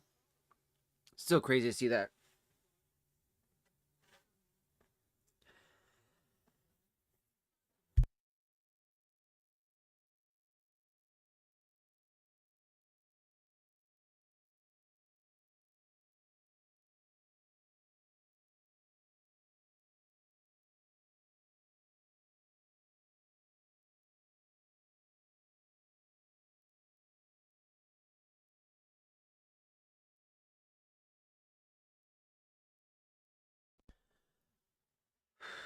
Woo!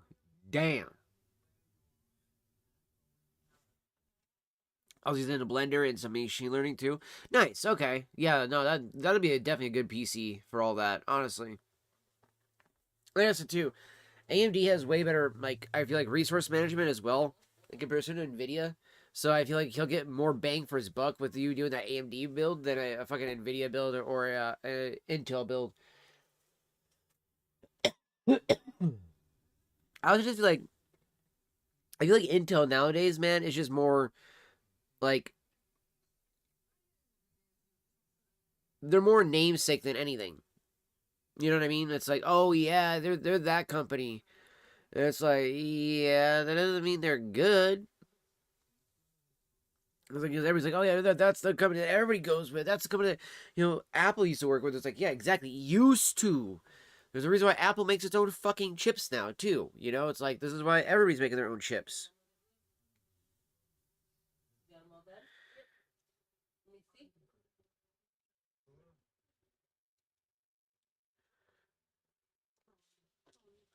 see. Until I dropped off at the 12th gen. I agree. Their yields have sucked lately. Well, and honestly, like, I mean, when you look at like the amount of like quote unquote improvement that they're making, it's like there is no improvement really. Marginal is not an improvement. The fucking the problem of also being like, oh hey, we're gonna control a monopoly of most of these markets, and then fucking make not only just trash chips but overly make a bunch that nobody buys. And then instead of like scrapping them and all this other stuff like that, they go, no, just discount the fuck out of them and then make it seem like people are getting a good deal. And now everybody's got a bunch of shitty fucking CPUs and all their shit. And when you throw out all that other little pieces of bread, whatever's in there.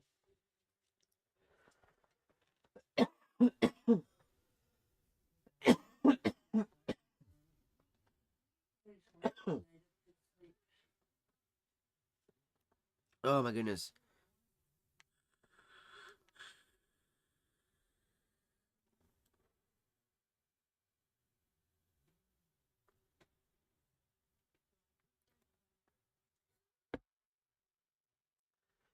Woo! Alright. So this video on what? Smoke real quick. Like downstairs in the front room or in the kitchen. With the plum pudding that he has, that he talks about here, chat, I'm so jealous of. From the land. I absolutely want it. That Julia and I have just purchased, and it's all gone through now. We've actually got it. It's ours. But we've been so busy with other things, just haven't had a chance to do it. And so this is the first moment that I've actually had a chance to record something. Before anybody asks, yes, he only has one eyeball. The other one is a glass eye. Skies, but there we are. Anyway, so this is the studio that I have, which originally was built for something called the VAPE show, which is the channel that this is on. But now this is really, you know, him and his pipe. Although I haven't changed the channel name because that's a bit confusing for all sorts of reasons. But my book, Biggleswick, I was going to show you something and I can't show you because it's downstairs now. Damn. But the dust cover sheet arrived. The dust jacket, as we would call it. So, you know, it gets folded and wrapped around the book. And I've approved that. And 40 odd boxes, 1,000 books of the first print run, of which I've got about 600 people saying they want it. So it's on a first come, first, you know. If you're interested in the Biggleswick book, by the way, Biggleswick will be available. You need to sort of put your email It's a book that he wrote personally, which I think is kind of cool that he did that. He's also writing a pipe book as well, too. And I will do my best to get it set. Like a pipe smoker's book, like a short story kind of fiction book. Anyway, we'll work that out. The main thing is, if you're interested in the book, it is going to be first come, first served initially. The first 1,000 print run is those who want it for Christmas or before Christmas. Thereafter, I can't promise you anything. Anyway, let's get on to the smoking bit. But the main point I wanted to mention was, this is where I am in the studio, but the studio is going to be discontinued. Dude, Destiny claims Twitch streamer Hassan fucked a 15-year-old kid while on a trip to Berlin. Well, I mean, he did go to a brothel in Germany. Is this the one that maybe we all were talking about? The one that was literally, you know, rated by Interpol for sex trafficking a minor? They've got to go somewhere. And the minor was 15. How ironic. Just saying, chat. Man, I really hope Hassan gets fucking arrested. Anyway, this box arrived, and what is in here is... I really do hope he gets arrested. But before that... Put that man behind fucking bars for the rest of his life. Who sent me a tin of Robert McConnell Maduro... Let somebody fucking split him open from the inside of fucking... It says... In fucking prison from fucking just brutalizing that butthole. Said he didn't like the taste, like straight up. And he didn't want to throw it away. You don't even need to give him a death penalty for being a fucking terrorist. Just let the inmates have him. They'll do a good justice to that. Just fucking say, man. I doubt he'd get a lot of protection in the prison. They'd eat him alive. It was difficult to you know, and I'll tell you about the land and stuff and the money that's going out all the time. I also want to mention Rachel Matthews in Colchester, who has recently been experimenting with smoking pipes and nicotine. And she was sent some very lovely tobacco. She said, I'll never get it through at all. I'll leave the link in the description of her video. And she sent me a couple of pouches of some of the stuff that she was sent. One was Sutliff Ready Rubbed Black Bramble, which is very nice. Ooh. And the other one, I don't know what this is. It's R18 Lane, it says. So I have yet to try that. One is very chocolatey. I'm not quite sure what the other one is. I've yet to try that. But I'll tell you about... They also have a very limited selection, I've noticed, over in England and a few other places over across the seas for pipe tobacco. It's kind of crazy how limited it is for them. Whereas we have, like, thousands, like, legitimately. Like, if we go over to my favorite site, just to even peruse, like, I don't always... like grab something from here, because I mostly buy from brick and mortar shops, but I'll peruse the site all the time. I mean, look, let's just click on my boys Cornell and Deal here, right? Which, by the way, the Dark Cherry Cavendish, you can get that over at the Cigar Lounge. So I want to actually do that mixed with the Lane BCA to create my own chocolate cherry pipe tobacco. That's what I'm gonna do.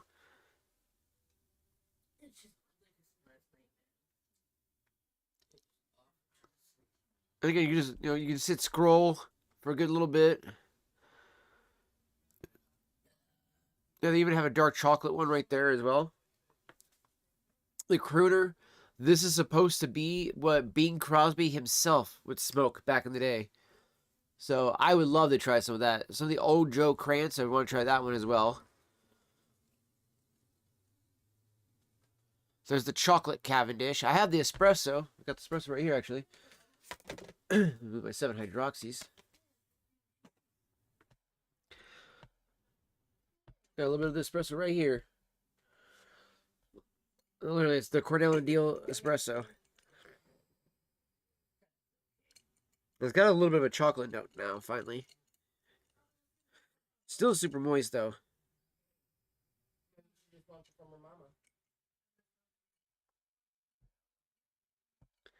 So that's going to be something I do want to get through at some point, because I'm actually going to retire this jar of espresso into the RLP6 when Cody gets in at the refuge. I've just been waiting for him to get it in. Excuse me. There is this black cherry as well. Nutty Irishman is another one I really fucking want to get.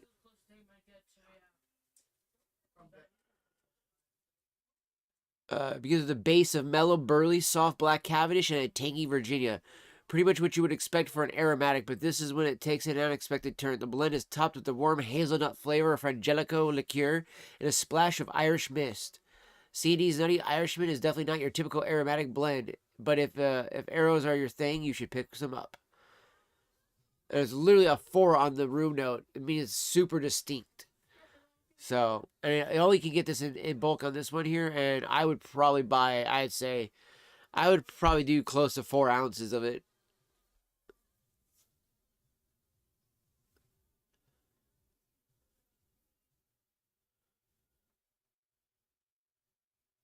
Yeah, so there's a Nutty Irishman right there, and it's actually because it's $12.49 at 10.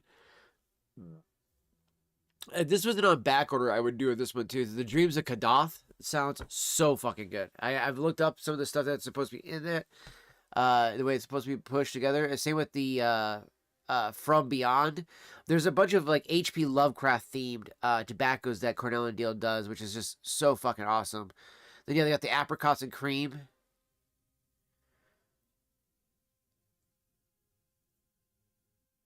That is not the Haunted Bookshop. It's so weird that it's got that as a thing there.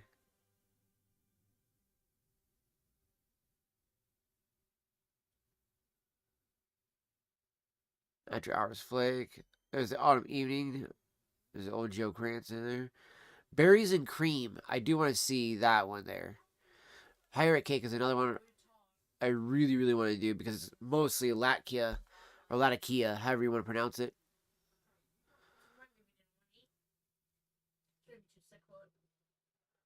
Some Bijou also sounds good. Also, there's the We Three Kings. There's just a lot that they have to choose from when it comes to these guys. Now we want even more pipe tobacco. Let's go to Lane. Lane Limited. Yeah, TK6 Black Raspberry HGL RLP6. This is the one I really want to try right here. There's the one Q that I have right there. There's the BCA that I used to mix with the Very Cherry, which is right here. So they a little bit less than Cornell and Deal. But that's just on this site. I've actually looked up on other sites, and there is a fuckload more when it comes to Lane Limited. Now, Peter Stokeby, I've had the French Vanilla here, and I've had the, where's the Optimum at? I want to say, oh, where are you at, Optimum?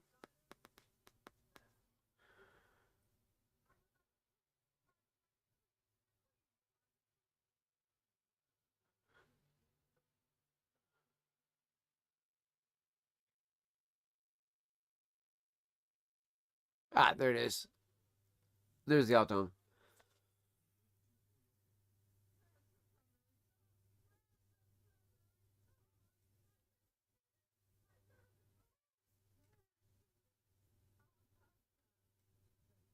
There's the Luxury Navy Flake.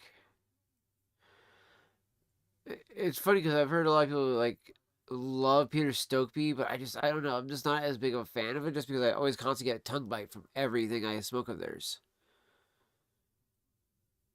Now, we see Richard smoking on is the original version of this. This is a special reserve. So they replaced the original stuff that was in there. Joe Langford, the blender of the Seattle Pipe Code, rather than coming up with a whole brand new blend, Joe took these rare tobaccos and substituted them for some of the Orientals. So yeah, he replaced the Orientals and put the quality small leaf tobaccos that were he found, whatever they were, like whatever blend it is, he found that and put that into this blend. So it's Black Cavendish, it says Latakia, it says the Oriental, Perique, and Virginia. But it's an English blend, and it's supposed to be fucking amazing, though. And I was like, man, I really wish I could smoke some of that. But unfortunately, the original one is not available anymore. Peterson Tobacco, because... Oh, they got a sale going on, too. Okay, I'll enjoy $2 off Peterson pipe tobacco tins. Oh, dude, fuck yeah.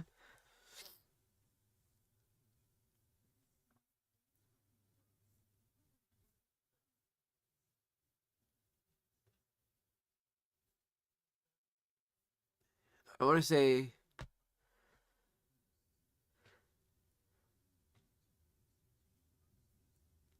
Oh, okay, so that's a non-aromatic. Okay.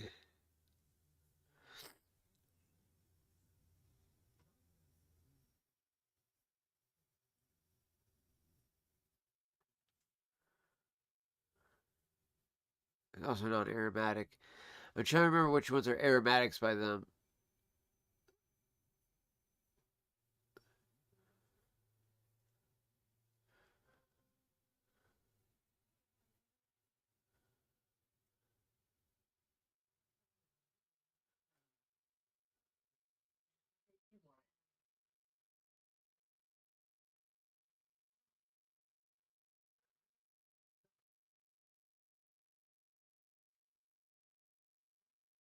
Okay, the connoisseur's choice. I want to check out to see what this is.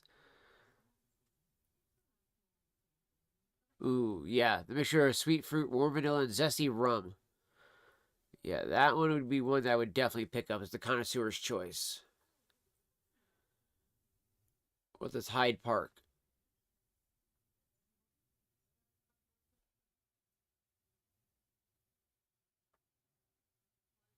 Oh, fuck yeah, I told you this. So there's a double pack. So that's why I wanted to see what the flavors were on that. So I would do the connoisseur's choice and Hyde Park double thing, the SC rum. $22.99 for that instead.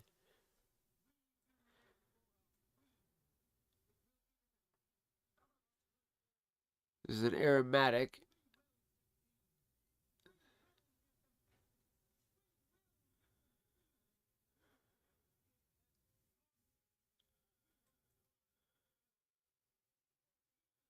The Royal Yacht. I'll have to see what the flavor is on that.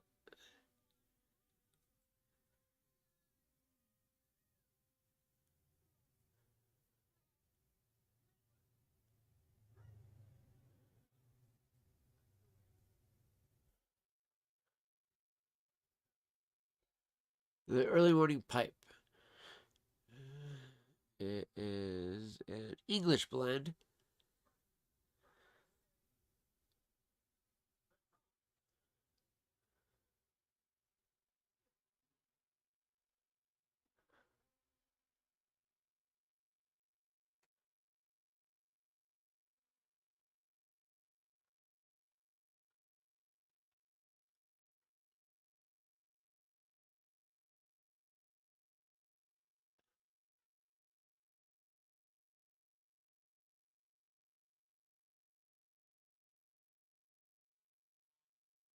Okay, that's funny. This is another pipe company that makes.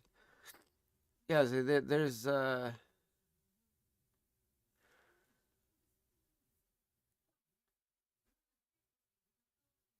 wonder if I can find my pipe on here.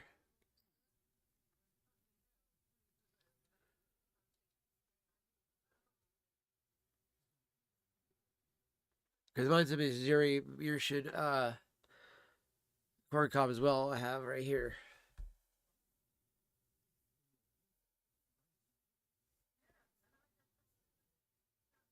It's got like that bowl, but not that stem. These are only like $7 too. I got mine for 25. Oh, they have some clay pipes too.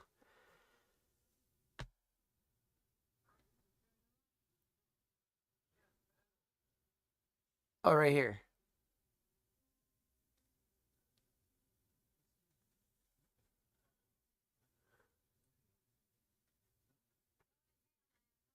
Yep, there's a sword straight and a sword bent. Those look exactly like the ones I have.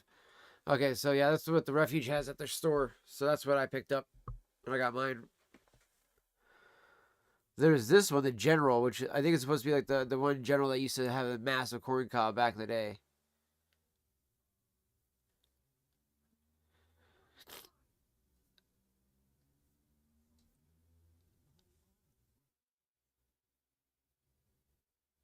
$150th anniversary.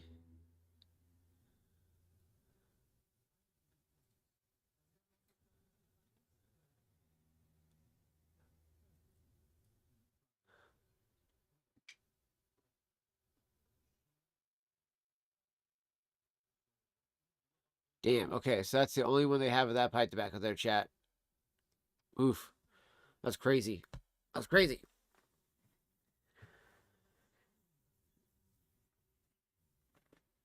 Ugh. I am gonna go blow my nose. Also, I'm gonna be right back. I'm gonna go ahead and throw up the BRB screen real quick, chat. I shouted 10.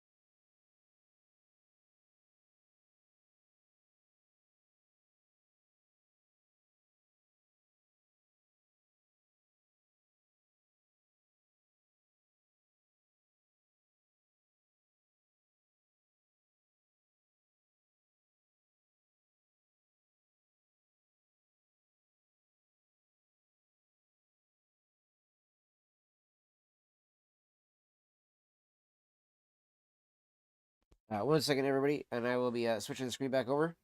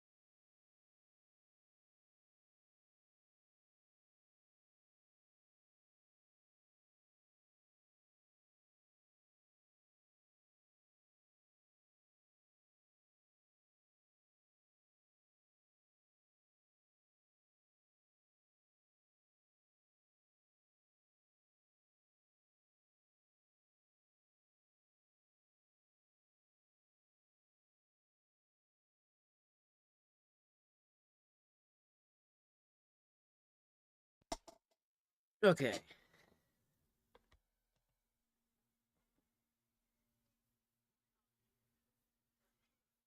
It's back. I'm also what I'm gonna do is here in a moment. I'm just gonna switch over to the other laptop. Is what I'm gonna do, chat. So I think it'll be a little bit better. Now the quality of the camera won't be as nice as it is with this camera here because this is just using the MacBook's built-in webcam. But we'll use a Logitech camera. So